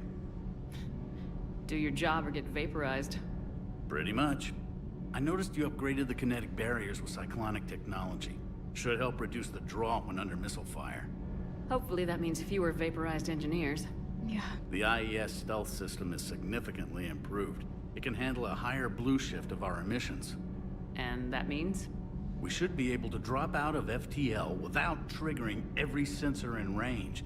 Very handy for stealth reconnaissance. Wow, that's nice. All in all, the Normandy is a marvel of engineering. What do you think of Edie? We had a good talk during the retrofit. A little strange at first, talking shop with an AI. AI? I thought Edie posed as a VI to keep the likes of you from unplugging her. Yeah, but I saw through her. Have you seen her hardware? Processing power is off the charts. And then there were the problems that kept fixing themselves. If I hadn't had her pegged, I would have sworn I was losing it. You never expressed any skepticism, Lieutenant Adams. I figured I'd better play it safe with the Cerberus AI, Edie. No offense. None taken. As long as you keep your fingers out of my cognizance processors. In the beginning, I tried disconnecting her from key processes without giving myself away. Easier said than done. But Joker seemed to trust her, and in time I saw her advantages. Even grew to like her. Is it just me, or does Edie seem a little bit more social? Also, that like pan down on Adams was a little bit creepy. And her and Joker have been on like first name basis for a while now. I feel like Edie is growing into more and more of an actual person. It's kind of weird, but at the same time, it's very cool. At least she's on our side. Carry on, Adams. Aye, aye, ma'am. It's just kind of interesting how like that conversation and hearing her like tone of voice coming into the ship for the first time and meeting Edie, it was very like robotic, bleep, bleep, bleep, bloop. And then now hearing her talk to everybody on board in this game, she has so much more personality in her voice. It's kind of interesting. Just picked up on a little bit of it there in that conversation. Let's go see if our favorite trash compactor is still over here. Oh look, it's that lady. She put her bed where our trash compactor was. What the heck? That looks like that one. Maybe it's just like a duplicate of the statue, but it looks like the statue from the girl that got murdered by Samara's daughter, Morinth. It looks exactly like it. It's kind of strange. What is this wall? Who are these people? Are these missing people? How's your new assignment working out, Allers? Fairly normal, except for the unshackled AI, Matriarch Benezia's daughter, and the communicator that can reach Earth. The first two, I can deal with. That last one gets my attention. So what are you asking for exactly? Anything from Earth is the lead story right now. That's not opinion, it's fact. Maybe I can pass on a few non-classified progress updates. Seriously? You just doubled my ratings. I don't need FaceTime, just a data upload. Tell people what's really happening on Earth. We need long recruiting lines on every planet after you air a story. I can do this, Commander. Remind me to tell you about the time I made an Elcor cry. I'm glad that we found her and that she's on board. I did not think that was what was going to happen out of talking to a reporter, but so far I like her. I think she's very, she's an interesting character, as well as like having her on board could mean good things for us. And news stories are being reported and they're factual, which is very exciting because, as we know, news reporters are not ever factual. So I think it's very cool that she's on board with us. Okay, so we're in engineering now, and then down there we have an armory, cargo hold, and the shuttle. So I think this is our last place to kind of check out.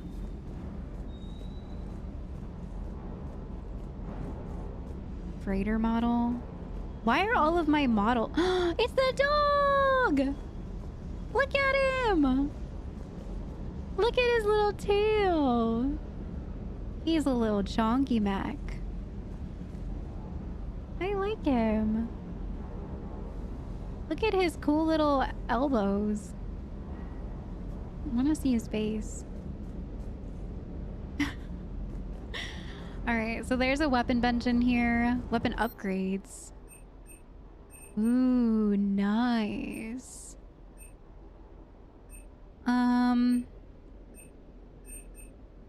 Mantis 2. We should probably purchase that upgrade. Ooh, and the Mantis 3. Let's go for that one. I don't want to spend all of our money on the Mantis upgrade.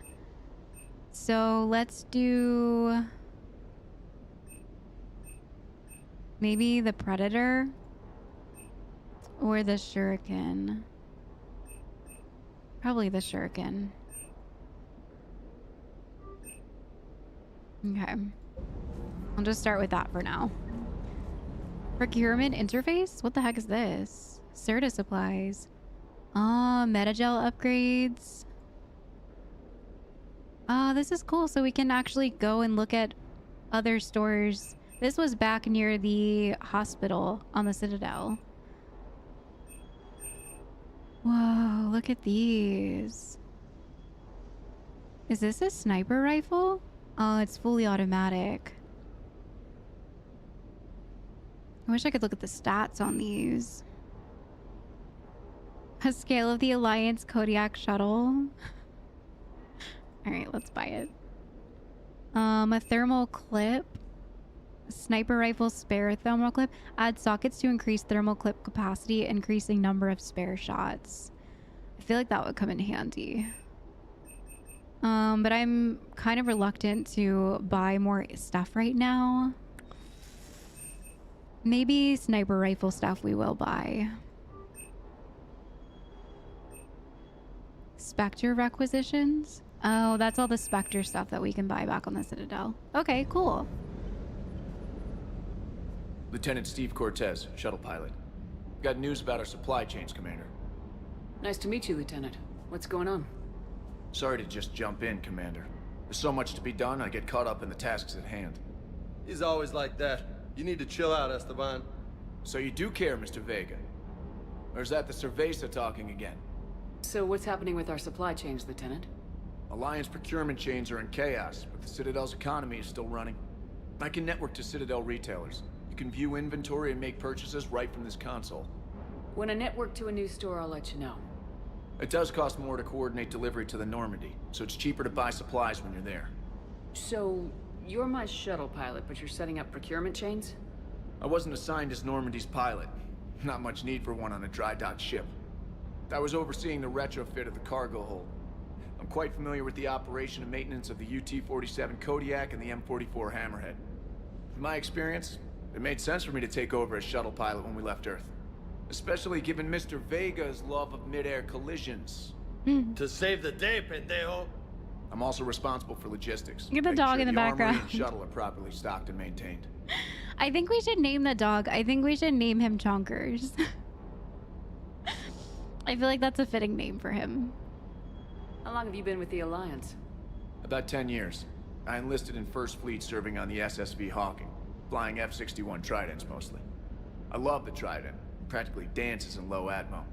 I spent as much time tinkering on my bird as flying her. Got a bit of a reputation. So you can fly fighters and fix them. Yeah, and I got a knack for procurement too. They were grooming me for CAG, but my skill set made me more valuable commanding a flight deck. They assigned me to the Normandy retrofit team about 5 months ago to oversee all cargo bay modifications. Okay. What happened to the M44 Hammerhead? It was sent to the tech labs for a retrofit. To afford mobility with such a small ESO core, its design sacrificed armor plating. The lab engineers are trying to improve that. After the Reaper invasion, those labs are probably just a pile of rubble. Oh dang, so it's gone. The Kodiak seems a bit different. Good eyes, Commander. This is the UT-47A Kodiak. It's got an upgraded ESO core and prototype stealth technology based on the Normandy design. For quick drops, I can get you in and out virtually undetected. She flies like a brick, so that's why you need a good pilot. Or some like good landing gear. Do you maintain this armory? I share that duty with our illustrious Mr. Vega. Though I believe the only weapon he really cares to maintain is himself. You know you love the show, Esteban. The first retrofit we did was to move the armory down from Deck 2. I'm not sure what Cerberus engineers were thinking. Now you get off the elevator, pick your gear, and head right into the shuttle. Just like the original Normandy. Welcome back to the Alliance, Commander. That's very cool. You were stationed on Earth. Do you have family there? I'm an only child. Lost my parents years ago. I had a husband back when I was stationed at Ferris Fields. The Collectors took out the whole colony. That's really sad. I'd rather not talk about it. Aww. Keep up the hard work, but don't kill yourself. Yes, Commander. Wow, this is awesome. I'm really liking our crew so far. It's pretty cool. We've got some armor stuff, armor upgrades. Here's our casual wear. We should definitely change to that. Was it this hoodie? Was this the one that Edie was talking about? I feel like it's this one. We had this in Mass Effect 2. But we'll wear it, I guess. Okay, so these are the armor sets. Okay, so we changed some outfit stuff. Did our upgrades. Let's take a look over here. Yeah, I think we should name him Chonkers. I think that's a really cute name for him. It's our little robot dog. Just my baby dog. Hey, Shepard. You stop working out and talk to me? Same as usual. Non-committal. Staring at him. Unhelpful. Bet they still wanted you to help them out, no? Yep. We're going to rescue a Turian Primarch from Palaven. Sounds like fun. Never been to the Turian homeworld. You come down here for something? Or are you just looking? I don't need a reason. I'm looking now. Does that mean I'm hitting on him? I don't want to hit on him. I can't tell if this is a flirtatious. Come down here for something, or are you just looking? I'm looking now. Yeah, look at us. Our head is like looking at you working out. I don't want to hit on him. We just got back together with Liara. It's my ship. I go where I want and talk to whoever I want. That was a weird interaction. Fair enough. Not sure what there is to talk about. You already know my service record. I don't, actually. I didn't have access to personnel records when we met. Right. Forgot about that. Well... Ew. Think you can dance and talk at the same time? Dance and talk at the same time. What does that even mean? Oh, I can dance. We're gonna work out together now? Okay, Lola. Let's do this. Oh, we're gonna fight? Don't let my good looks fool you, Vega. I got my share of scars. You remind me of my old CO. Oh, yeah? And who was that? Captain Tony. He was a hard-ass son of a bitch, but a good leader. Was? Died. With most of my squad. Protecting a civilian colony from a collector attack. And the colony? It was either them, or the intel we had on the collectors. Intel we could have used to destroy them. I chose the intel. Sorry. That's a tough call. The best part was, we didn't really need the intel in the end. Because you were out saving the galaxy by taking down the entire collector homeworld. You didn't know. You can't blame yourself, Vega. Who says I'm blaming myself? Yeah, you're blaming me? You a shrink too? No, but that stunt back on Mars was reckless. You're lucky to be alive. So? So, maybe you don't care if you live or die. Or maybe... I'm just willing to do whatever the fuck it takes to end this goddamn war. Maybe you are. But if you're half as good as I think you are, we need you alive. Thanks for the pep talk. Anytime. It's an Hey. interesting interaction. Thanks for the dance, Lola. Lola? Why are you calling me Lola? Lola, huh? You kind of look like a Lola. You're cute. So I'll let you get away with it. For now. That's it. Now you made me blush. We were definitely hitting on him. Interesting. Fortification unlocked, available in the med bay. Yeah, we were definitely hitting on him. That was interesting. So I'm guessing he's a romanceable option for us now. But we just got back together with Liara, and I feel like I don't want to screw it up a second time. But super... Where's my fish?